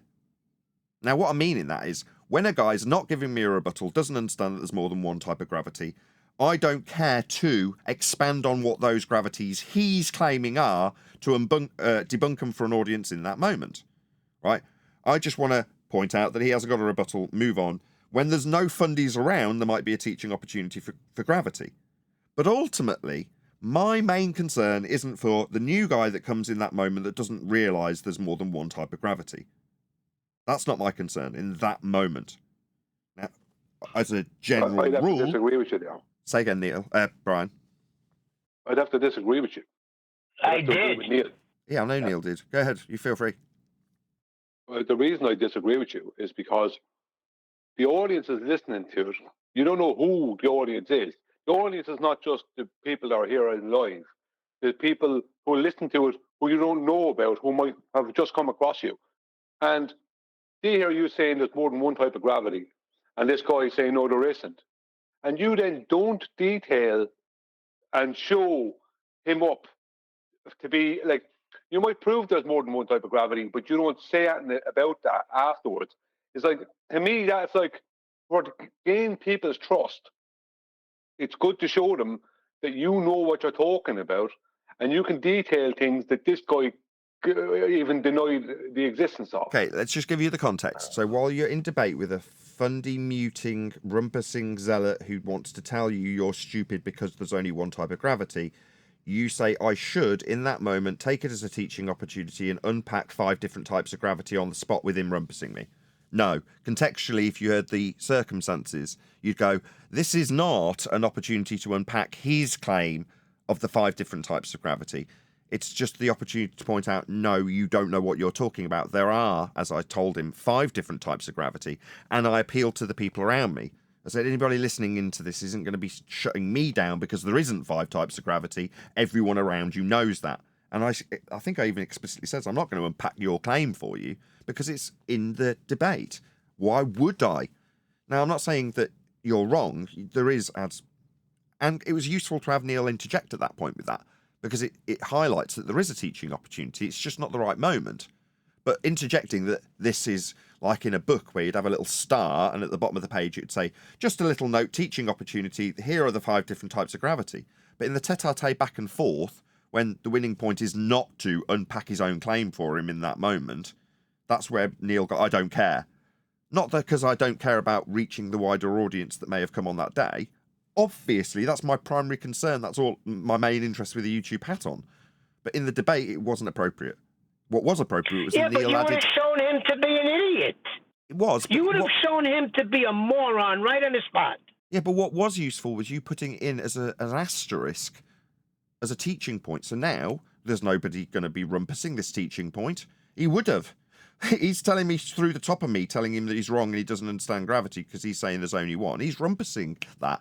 But you guys are what, going to say that it's indefensible and I should have took it as a teaching opportunity? No. But we will. We will take the audience through that. It's just on the spot when a guy's chanting through you. It's not the right moment. You should point out he doesn't know what he's talking about. That was on politics, wasn't it? My overarching point about Frame Chasers, the computer guy, was that his attitude is take care of yourself and your community. Worry about the people immediately presented to you. The people who are in the Discord server. Now, we can try and expand that out as we do on a Friday by going to other Flat Earth / Globe Earth versus Flat Earth Discord servers that aren't run by us. And that expands it out proactively. But for the predominant week, we're in this server concerned with our own. We can't... Just reiterate my main point, it was in there rather than in the summary. We can't concern ourselves with someone else's audience and someone else's community. Our community is what we have to be worried about, and that's what we predominantly focus on. As long as the people in this Discord server understand the arguments, they will be reporting back how they do actually see it spreading out. That's how you network. The issue is it was the biggest chance so far to expand the community, and it was an opportunity missed because of egotism. Yeah, I liked that you brought that back up because Nathan did his best to get away from that point. Yeah. When he tried to say, "Oh, don't say anything bad about Witsit," it's like, you know, we were talking to Nathan. Witsit is a fraud. He's only interested. Don't care what knowledge he has. Don't care how smart he is. He's only interested in promoting Esau. He's no interest in anything else. So no, that was terrible. He could have been so much better there if he wanted Don't mistake what's going on here. You know, sometimes... You're trying to back up Witsit. Chill. The sensual, don't say this, that, and the other thing. Witsit's an okay fella. That's what people got out of that. Yeah, you have to appreciate what's going on. That when I thank someone like Neil for putting a point that I don't agree with across, for the springboard action for you to say, no, he's this and that and the other, sometimes I have to be that springboard. Don't cast me as the devil simply because I've offered that springboard for you to moan about. I can't always be the guy moaning, but when I do prop it in that fashion or postulate it in that fashion, don't immediately jump on me like I'm some, what is it, in this case, Witsit simp. No. That's exactly what you displayed. A complete simping of Witsit. Not at all. Are you joking me? No. It's like, I just heard the laugh. I know what's going on. I'm going to stop this right now. Yeah. I heard the laugh. I know what's going on now. Your fun's over. Right, I'm going to read out a super chat. Oh, it's about Brian. How typical. Brian is correct. Every opportunity to expand the fatal arguments should be detailed, blow by blow, post-argument. There it is. Post-argument. Not in the middle of him chanting through me. Thank you for the super chat, Jardo. Yes, I completely agree. Hold on. Was it on? That was on politics the other day. Am I right? Yeah, probably. Okay, so you could just as easily have said, "Pop this dude on mute," so I could explain to this moron and to the audience that there is 5 types of gravity. All right? So don't give me with a rumpusture. Yeah, I gave it you as it could be there as an asterisk to be dealt with post-debate. And I'm glad of you putting the asterisk in, because then I can walk past it with it still being noted. It's on the record when you said it. But I can then hand wave past it. But after the fact, thank you for putting in the asterisk. Well worthy of an interjection. Is this not an opportunity to go through all those types of gravity? No, Neil. But it's there as an asterisk to discuss all 5 of them. You're talking about You specific think an gravity, audience member that just Newtonian, stumbles Einsteinian. across the show cares about an asterisk? So notice that I If just somebody tried just turned on the intentionally show, he's gonna while get Neil was annoyed. doing this, just for the audience's benefit, I started listing them off. I got to number 3. Sorry, was that a teaching? My own side didn't let me get to the 3rd one, Neil, in that instance. That was the circumstance. People are keen to talk. I got to the 3rd one, listing them, and then you carried on. Didn't matter that I was listing them, right? That's what my opponent would have done. Just so you've made my point for me. Thank you for doing that. Anywho. He's too lazy, Neil. Here we go. I already heard you laugh. You're out of this race. You fell off your horse about 3 minutes ago, Brian. It's too lazy to do all that. Yeah, he's hanging on by the stirrups, ladies and gentlemen. My sentence, blah, blah, blah. Just kind of like he's interrupting me now. I don't understand the problem with saying, no, there's not one type of gravity, there's 5, but let's deal with the one garbage one that you just claimed. No, their issue is that I've said Whitsit's, I said Whitsit's awesome by the standards that they're pretending before he chuckled. Not at all. There's that windmill. There we go. There's the windmill I was talking about earlier with the blades on it. Go and check out Auto Shenanigans. Was that a nice ham-handed non sequitur segue? Yeah, you jumped out of the escape hatch there. All you have to ask him is, which of the 5 gravities are you claiming? I did. I did. That's exactly what I did. And he went, there's only one. Yeah, but then when he wants to start arguing with you that there's only one gravity, that's when you go through it and show him, even if he's rumpusing you, you show the audience, you don't even have to debate him then, you just show the audience that he doesn't know what he's talking about. So then he doesn't have an argument. So there's no argument to debate because you're showing that he doesn't even know his own stuff, which means he can't debate if he doesn't know his own stuff, can he? Sometimes you're winning a debate that way, without having to disprove gravity or prove flat earth or anything. You're just showing that this guy doesn't know his own stuff concerning gravity. So if I was to point out that we've been talking this for about, let's say 10 minutes, would you agree we've been talking about this for about 10 minutes? Yeah. Neither of you two have taken this as a teaching opportunity to go through the 5 gravities, but while I've got a fundy rumpusing me, that's when I should have done it. You haven't done it yet. When are you two going to get to it? This could have been a teaching opportunity. I'm going to move on to a video now and just moan about how you two didn't even talk about it. What a wasted opportunity. We're going to cover this video now, and I am going to bleat like hell tomorrow about how they missed that opportunity in favour of moaning about Whitsit. Yeah? We didn't miss that. I'm sorry, we're covering your video now. The audience about how lazy the presenter of the show is. Outrageous. Just list them.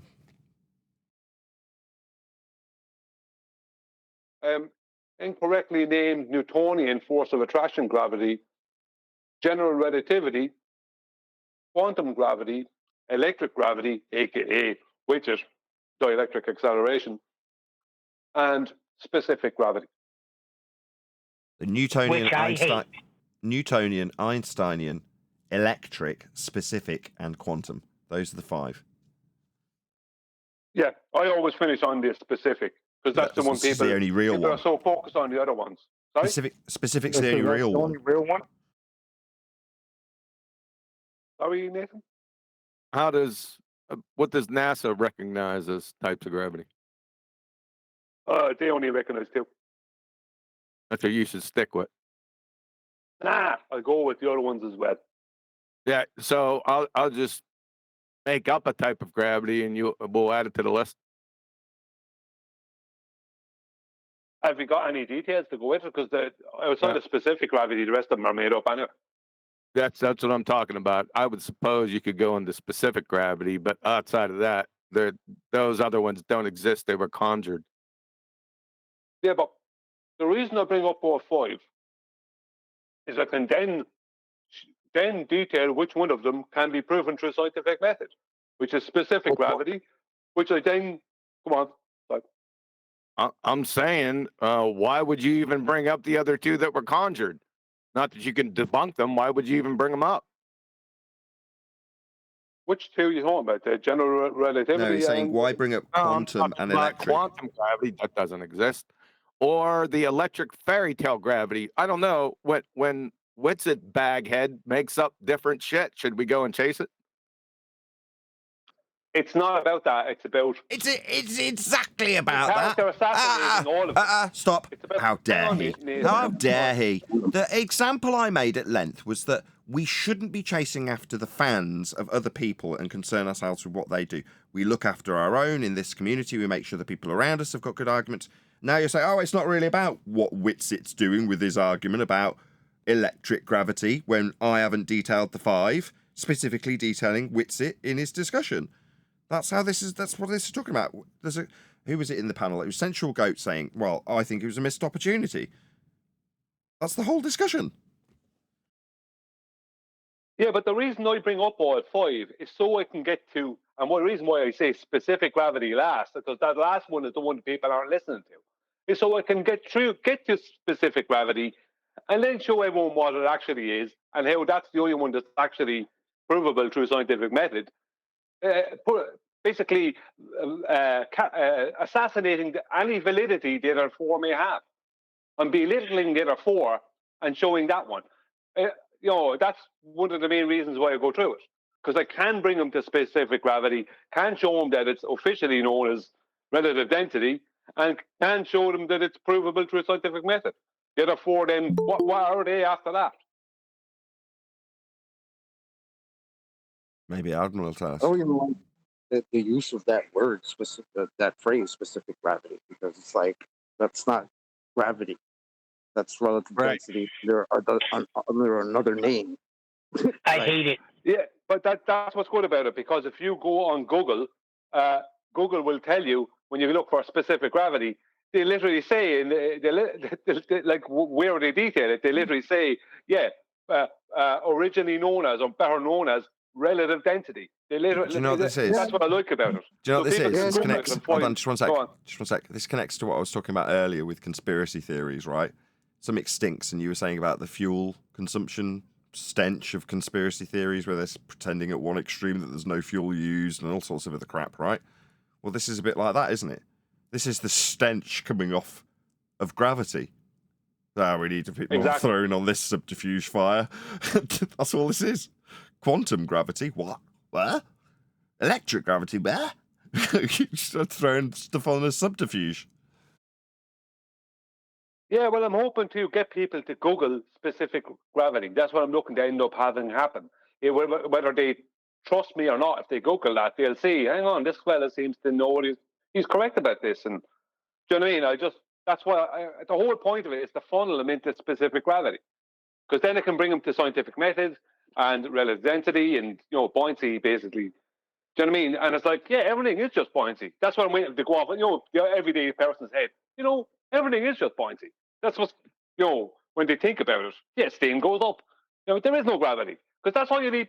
That's all you need people to do. There is no gravity. As soon as people stop believing in it, it starts losing more and more of its validity. Not that it has any, but it has perceived validity when it's the general gravities they come up with, and they're a heap of nothing. So that's really my agenda, the Brian agenda. That's it. Okay. What's the point? Where are we headed with this? I should have taken the opportunity in debate with a fundy that says there's only one type of gravity to point out that there's 5 or 3 or 2 or 2. move on as I did. I mean, it's up for debate whether or not I debated it correctly. I'd go with 2. none. 2. Or none. Or no gravity, right? 2. There is no I had 2. mystical Any force. advance on 2? Yeah, 0. I got a 0. You're out of this race. Adam's correct. That is correct, but NASA says 2, so destroy them.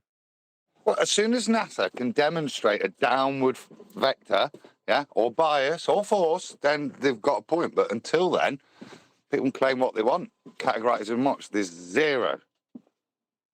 I'm That's true in the end, but you'll get there. But at least they have to know that there's two offered to them by their religion. Right, I got a bit of Banjo to play.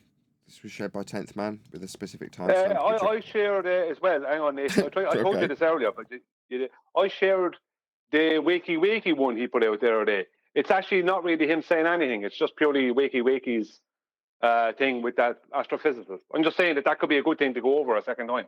We might cover that tomorrow, because I'd like to give it some proper attention, whereas we're coming up on 10 minutes left. So, this queued up might only be a short clip, whereas the Wakey thing we could spend some time on.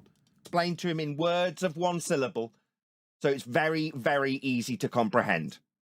I've done that in spite of him being my adversary and claiming... Am I playing the wrong video? It's me, isn't it? No, that's just all it is Banjo playing a little bit of your audio. Oh, okay. Straight by your lack of... I directly asked you a question about what your independent and dependent variable for your experiment was. You didn't answer me. Now you're out there telling people that both sides are going to agree on something. No, mate, the only thing we will agree on is that you're affirming the consequent. You're assuming antipodal positioning, and that you don't know what science is. As demonstrated by your lack of response when asked for the variables that you're not using. So Jaron knows this is a fallacy. He knows it's not an experiment.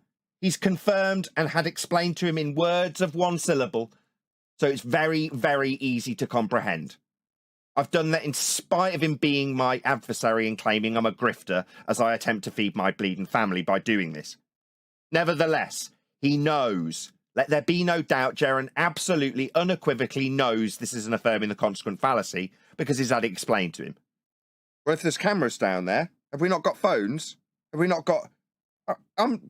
Correct me if I'm wrong. I've seen people posting TikTok videos from Antarctica recently.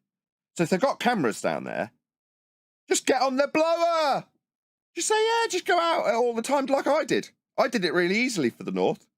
I didn't even need to contact anybody. I just started running a hangout and people joined. There you go, here's the sun up above the horizon all day long in the North. No worries, it was really easy to obtain, thanks to the absolutely amazing internet. But what we need to take a really long journey at great expense to affirm the consequent? Nah, just get it tomorrow if they've got cameras down there now. They've got internet connection, right? You telling me the internet gets turned off at midnight?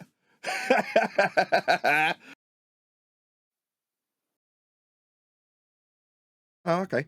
So respectfully though, that is NASA's actual valid excuse for why they've not provided 24 hours. They turn the internet off at night. Okay. I just need to press a few mute buttons, so I'm a bit out of order. There we go. Sorry. To get all those open lines closed. Okay, right, done. Thank you very much, Banjo. I've just put a link to your video so that people can do the usual, which is let you know, at Nathan Oakley 1980 sent me. I put that on my comment. I'm like, oh, thanks for the shout out. How did I get here? Oh, I sent me. At Nathan Oakley 1980 sent me. Lol. Anyway, do the same. So if you're watching this and you're not familiar with Flat Earth Banjo, go and check him out and let him know at Nathan Oakley 1980 sent me. He's a friendly. So yeah, give him a like, give him a subscribe, leave a comment, help him in the YouTube algorithm. I hope he's put a link to this video, but I won't check in case I have to slag him off for not doing it. I'm sure he has put a link to my video. Thank you very much for doing that, Flat Earth Banjo.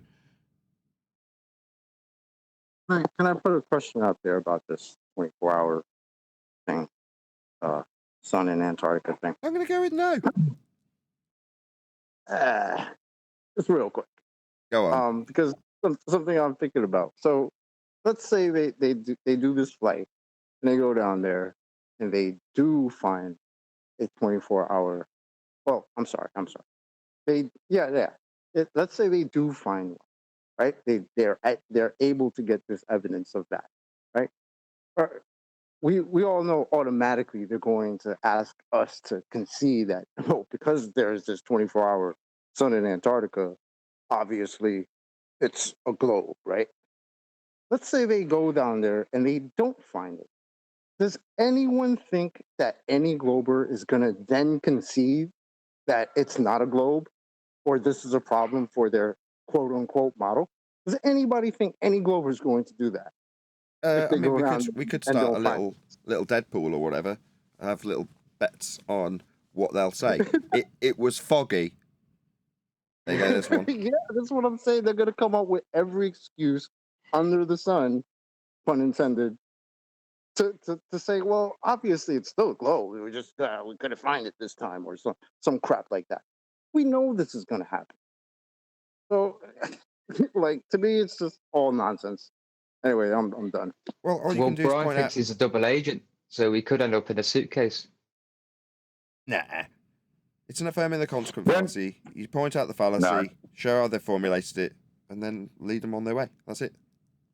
No. We all know when we go to Antarctica and we Chinook see that helicopters, here it 24-hour comes. sun, we've got our dual Chinook sun model confirmed, proven by affirming the consequent. Okay, Adam's suggestion is if we assume there are two suns rotating in the fashion of a Chinook helicopter, then we will see 24-hour sun in Antarctica. And for the sake of argument, shock and horror, we do see 24 hours of sun in Antarctica. Therefore, Adam's Chinook helicopter assumption is validated.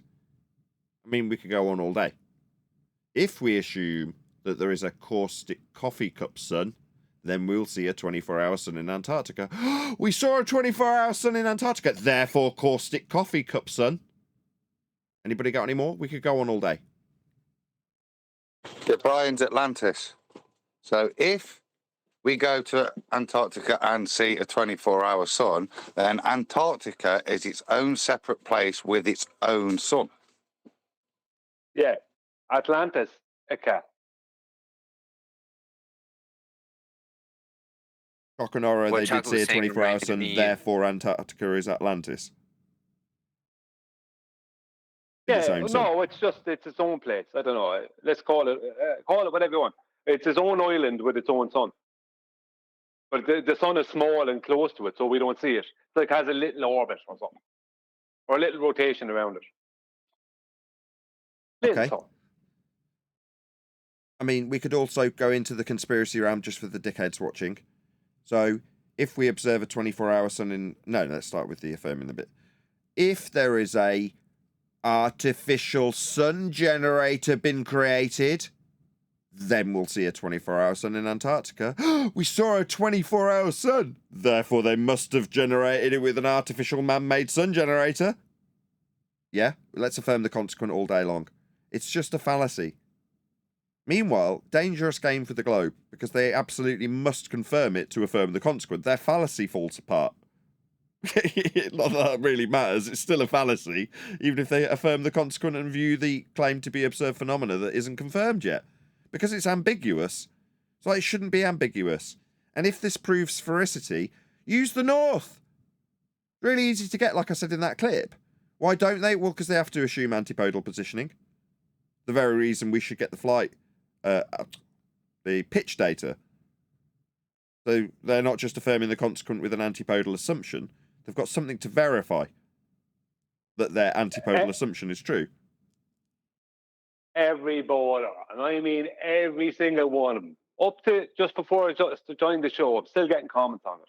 And I know I'll get a lot more. Like, what does the pitch data prove anyway? It doesn't prove anything. That's Like, my it favourite absolutely- response. Nothing to see Yeah. here. Nothing to see. Well, shouldn't everything be proving a ball?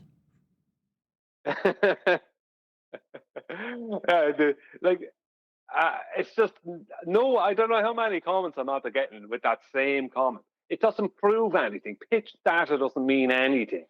It's like, no, it does. It proves it's not a globe, and it proves it's flat. That's what it can prove. That's why you don't want it. This is why you need Why is Anthony. Wolf being invited If for Anthony 8 was years? here, Sorry? he'd rattle off all of their rebuttals to us back at the Isle of Man when we had that sort of crap fired at us. And he'll remember all of their garbage rebuttals that I've blanked out of my mind.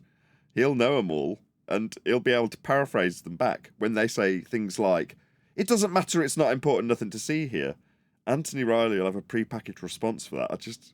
We need Anthony here. You need to contact Anthony. You need to ring him. You have I'll his get in mobile touch. I number. just haven't had time. I will. I'll drop him a line when I get a chance. I was talking to him at the weekend, so he's doing well.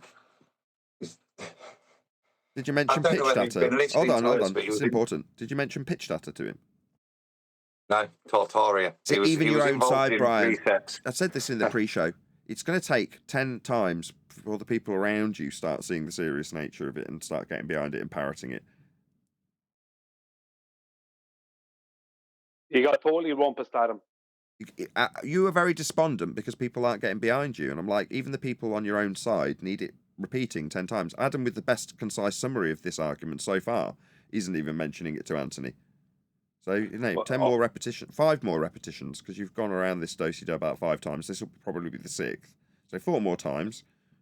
Go ahead, Adam. I'm sorry to rumpus you. Sorry, Adam. No. That was just a point. It was only Skype chat. I'm not drilling it down his head. The data's there. We've got the data. We just need to prove it. It's one of my babies as well. So you don't need to sell me on this one. It's the only point. Don't disagree, me and QE on it.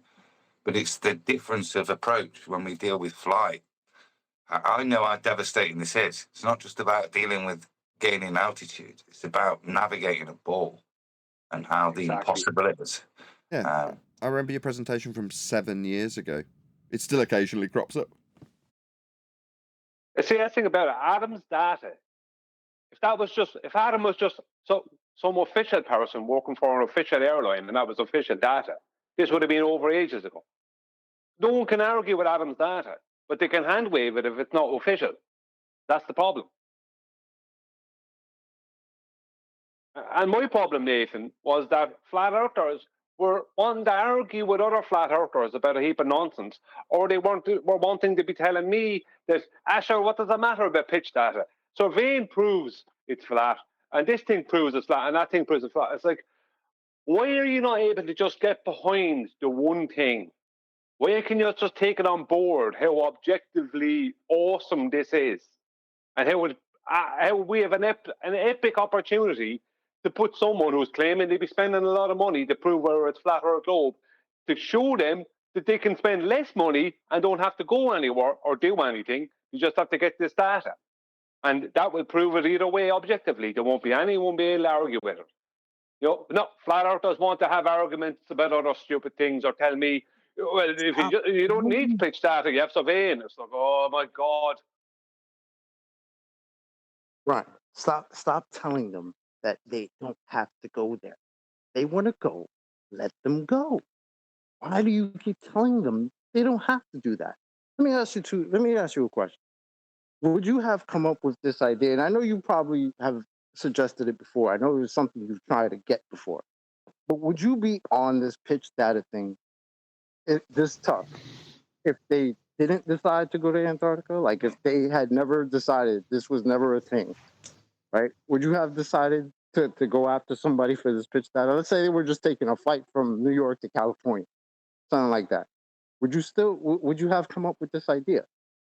No, this has been a long this has been a long standing. But didn't Brian, you went after Wolfie with this a while ago, didn't you? Yeah, he was about to get into I'm after being after a load of people with this. But I was told chocolate that it costs loads of money, all this other rubbish. So, and I've tried to get it privately and I can't get it, not so far. So this is a chance to get Will Duffy, who's claiming this is the problem. This guy Will Duffy is claiming he's willing to spend up to 100,000 or something like that. Or what he's going to spend? He spent a lot of money to prove or disprove whether it's flat or a globe. And yet he's going to do something that doesn't prove it. So I'm trying to give him a better way that will prove it. And his friend Wolfie can get him all the stuff he needs, because Wolfie says he can get it. It just costs a good few thousand that he knew I didn't have to spend. So now two of them are going to they're both going to have to either, when Will Duffy, I want to see if Will Duffy tries to ignore this or hand wave it away, then that's the end of his Antarctica thing. You know what I mean? Well, your Antarctica thing means nothing then, because this is obviously far more objective. This does prove what you're doing doesn't prove. This does prove. And if he's not willing to do that, then it shows what he is. You know what I mean? And I get all that. Yes. Okay. One more question. the longer the flight, the more pitch data you would get, right? Well, Technically. yeah, the longer the flight, it's going to be like it'd be no point getting pitch data being Dublin and London because they're only at cruising altitude for 10 minutes. Do you know what I mean? Because it's Exactly. such a short distance. Yeah. So this is a nice long flight. Just let them do it. No. I just had to say it with Nathan earlier. No. Never mind the flight they're going to get to Antarctica. Never mind Antarctica. Because what will happen is if they get the pitch, if he agrees to get the pitch data for that flight, right, they'll go to Antarctica, and if they see a 24-hour Antarctic sun, right, nobody will ever get to hear about the pitch data, even if they have it and give it to us, because everyone will only hear about how the globe has been proven with a 24-hour Antarctic sun, and every news agency in the world will promote it because they're all going to do it. Nobody will hear about the pitch data. Nobody will want to hear about it because it's a globe, it's blah, and all the flat earthers who want to not be flat earthers anymore and want to go back to being globers, they'll all rush back. You know what I mean? It wouldn't matter what data we got at that stage because nobody's going to get to hear it or see it because it'll be hand waved away and everyone will be talking about the 24-hour Antarctic sun. Forget all that rubbish. Just get the pitch data from several flights.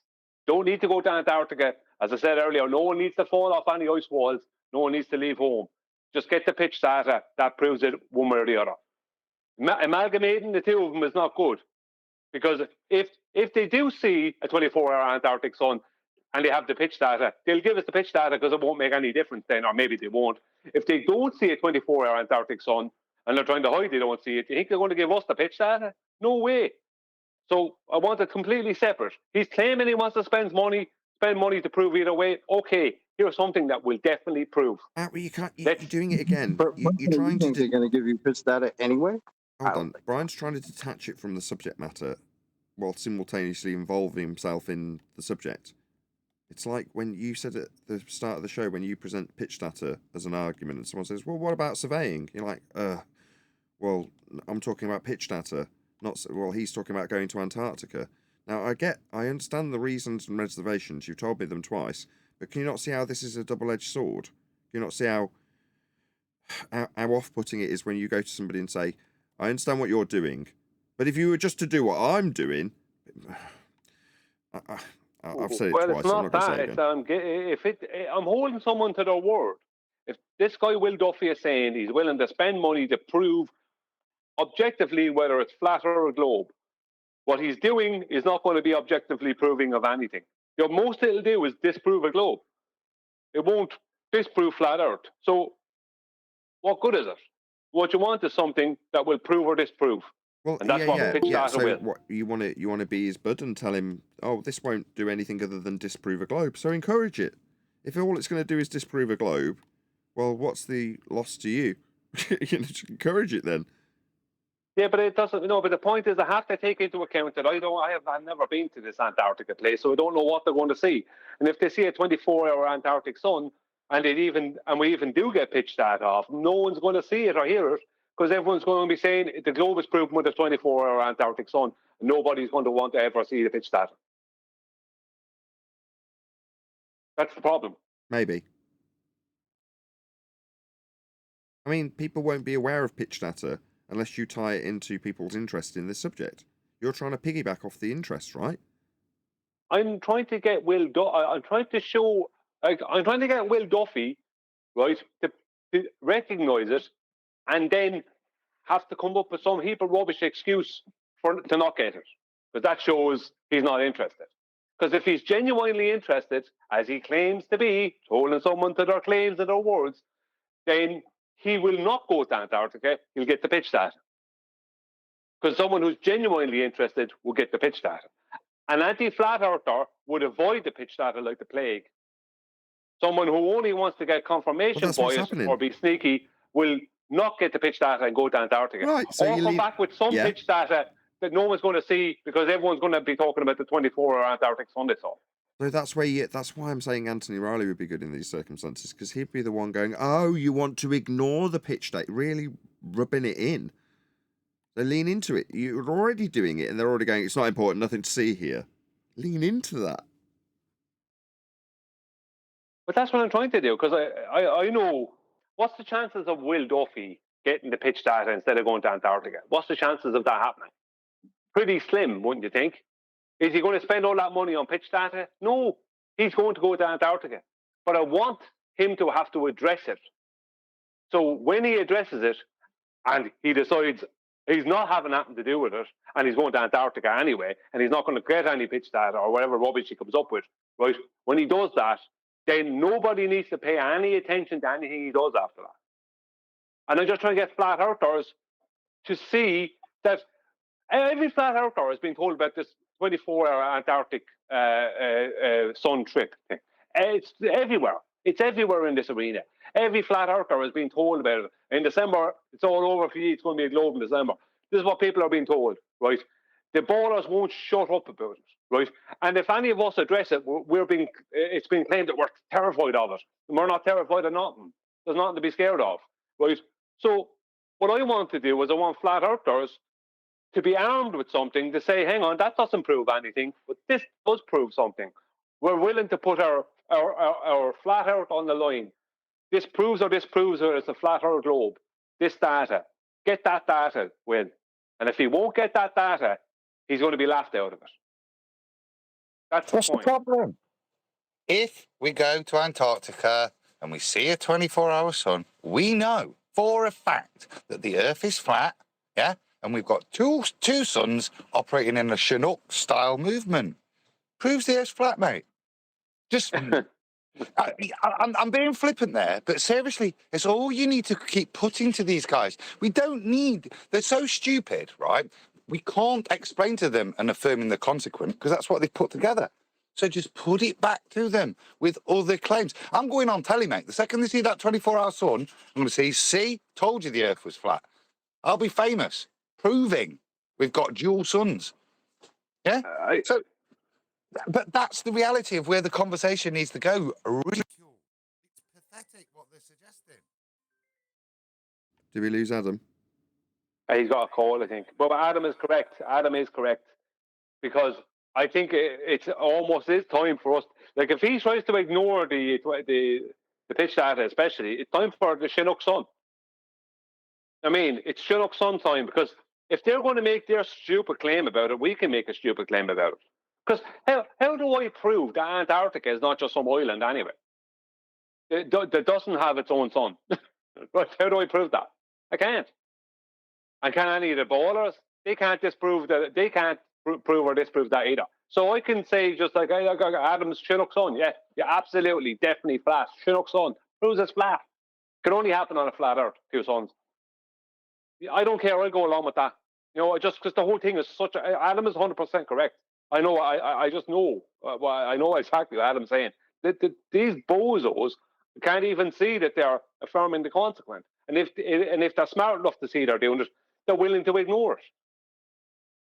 Because what they want to do is hand wave away the past 10 years of absolute ass whooping that they got off us. They were getting their asses handed to them in 2015. Come on. No, I was just laughing. You're exactly right. That's what they want. They want to be able to ignore past 10 years. And if they see a 24-hour Antarctic sun, that's all they'll need to ignore all the other batterings they got. The batterings and ass whooping. Yeah. I think you're right. It's just a distraction, isn't it? It's not relevant. Like you say, it's a complete not. It's a affirming the consequent fallacy. It doesn't prove or disprove anything, but it's a nice little sideshow from every argument we've had over the last 10 years. So no, don't look over there. And when we point out any flaws with it, nothing to see here. So it's a joke, really. Well, how many of them will get together in unison? Sorry, Brian. I was going to say, if anything, this is more of a joke on them because, again, we've been hit how many times with 2,000 years of science and evidence and this and that and the third, and it's 2024, July, and they're now trying to go get something that they assert should be happening on Earth already anyway. I just see that as a problem. I thought it was 2,000 years, bro. So 2024, we're still gathering up globe evidence. Very nice. Yeah. Speaking of ass whoopings, guess who was in 24/7 last night and decided to monologue? Charles Flat Earth Math. I put an end to that shit. Man. I put an end to that shit quick. Drung him around by his short hairs. It was a bit awkward. Go on, fill us in. What do you have to say? I'd love to have heard that.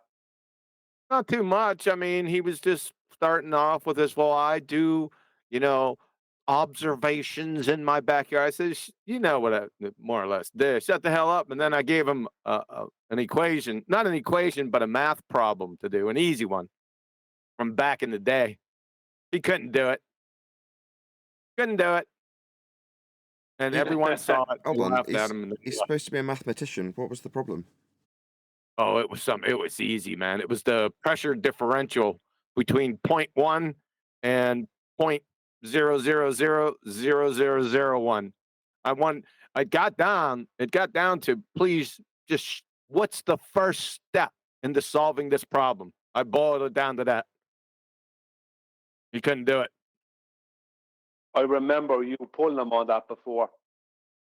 I remember that some years ago. I remember it well. That he was coming up with big talk and you gave him this little problem and he made a complete mess of it. He couldn't do it. And last night he was absolutely, that guy is a fraud, a total fraud. He's tried to claim to me he wasn't a geometry teacher after I showed him up to be illiterate geometrically. Yep. Yeah. Nathan showed him to be a liar with the radius value. Isn't that correct, Nathan? Yeah, he said he didn't need to use it. So I showed him about 20 examples of him using it. That's one of the times I like to throw that in people's face when they come to the comments and go, Nathan won't ever leave his echo chamber. Here's me on Charles Flat Earth Math show, getting muted as I point out his lies to him. Oh, that was you don't need a radius for a sphere, something like that, right? Yep. Yeah, I just went out on his show, pointed out that he was a liar, and he muted me.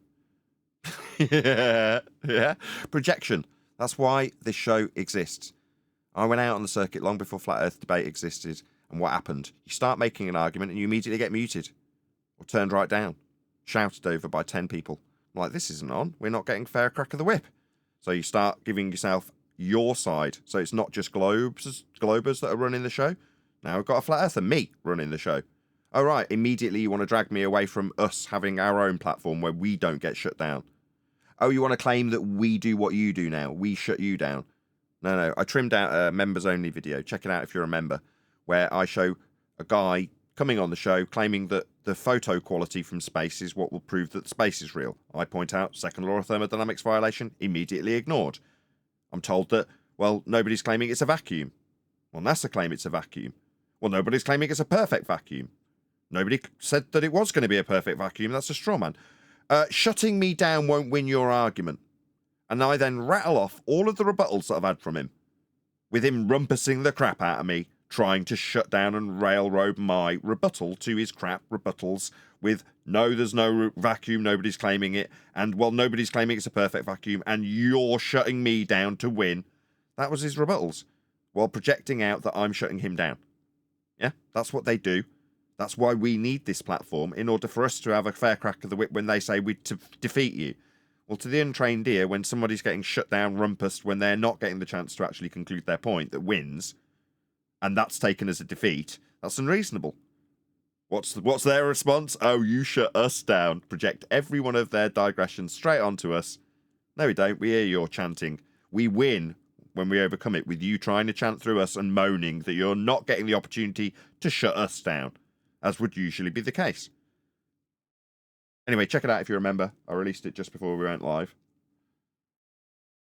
Yeah, remember Refracted went over onto McToon's with the debate with Ruhif. Yeah. And you had to sit there for 25 minutes and leave Ruhif go through a heap of rubbish, a load of begging the question.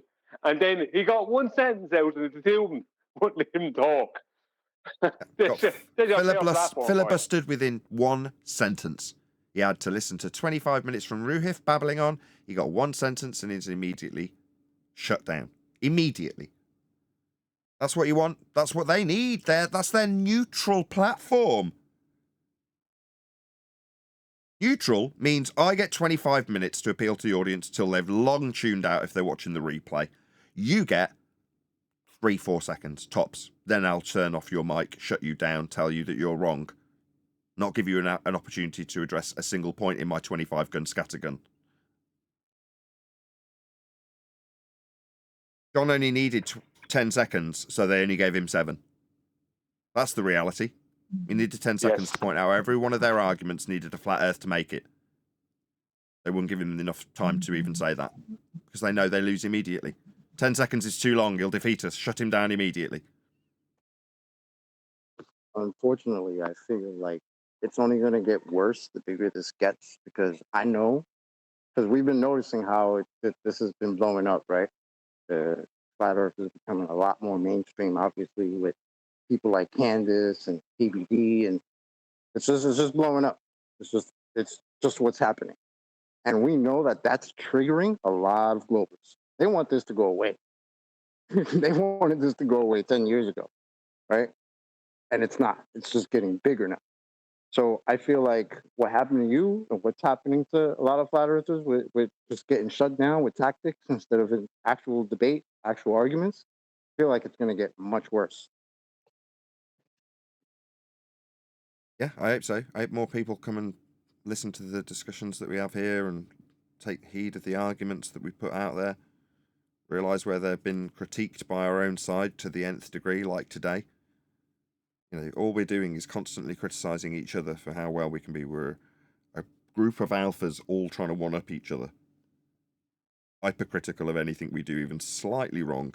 All that does is refine and refine and refine, so that if you're walking away from this discussion forum, like with my comparison with frame chasers, you're not getting the blue screen of death when you leave here. Yeah? I can't concern myself with the other people on other forums getting a blue screen of death when they go out with their crap that they don't understand. Well, they're going to suffer the consequences when they have their asses handed to them.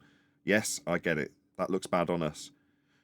Not a lot I can do about it. My community's looked after. Wouldn't you agree? I'll concern myself with it. You tried to weasel that bullshit back in here. It ain't gonna work. I'll concern myself with it. You concern yourself with this. I'm being told, ladies and gentlemen. That's me being told. Yeah, that weak example of your little computer guy. Nah, sorry. What's it? You're finished. You've been finished. It's gonna get worse and worse. Just wait. Okay, fair enough. But for a primary example, you would suggest that the overarching reason to do it is for the people that are here listening and want to learn, right? You can use Witsit as an example of how not to do it, and that's equally useful. But not because you are necessarily concerned that the people who are on his side are going to go out and do a bad job. It's like, well, you'll learn how crap he was to learn from when you do a bad job.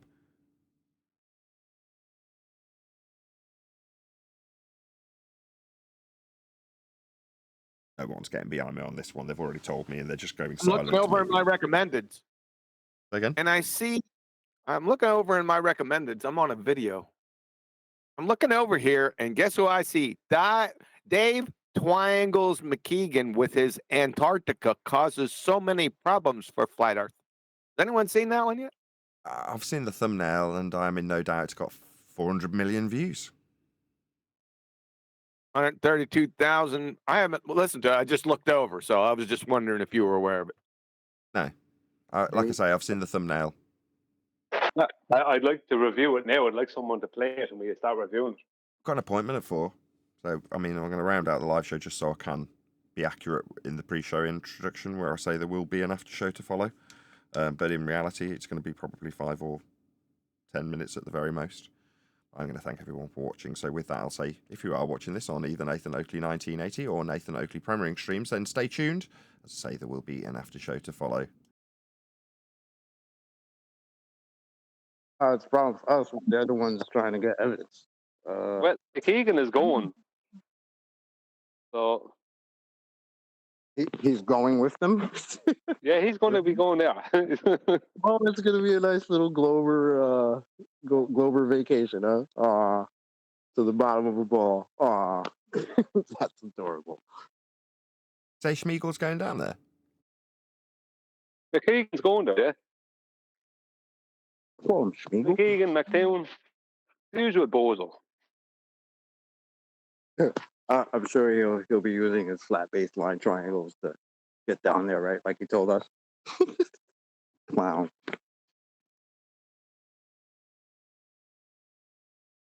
Oh, he's a special type of clown. Like he's an epic clown. He has this whole video. I only look, so it's just funny the Kiwi. What? That's that dog smarter than he is. Thank you for the colour commentary. He has a video that keeps popping up. He has one Just that 1 keeps second. popping. Yeah, go ahead. Yeah, bro. I just saying, I saw a video earlier on of him where he's trying to. The video is titled "Debunking." I think it's something like "Debunking the Flat Earthers 8 inches per mile square drop," and he's showing a parabola and a sphere underneath the parabola, like not understanding that people who are far more efficient at mathematics on his side. Shout out to George, who's passed away now, right? Netchuk, right? Had to bring all them bozos through, which is show no, that's correct for a sphere of that size. Yep. Yeah, you bozos. Wonder if he's seen that video. What, George Netchuk's video? Probably not. Yeah. Of the thumbnail. He was wouldn't have understood overconfident. it if he did, or he'd ignored it. You know what they're like. Anyway, I'm going to have to round out this after show relatively early. So with that, I'm going to say another massive, huge, enormous thank you to Discord and G+ for making today's after show possible. And of course, a massive thank you to all of you for liking, commenting, sharing, subscribing, joining as a Nathan Oakley 1980 channel member, and all that good stuff. I've been Nathan Oakley, and I will see you all in the next video.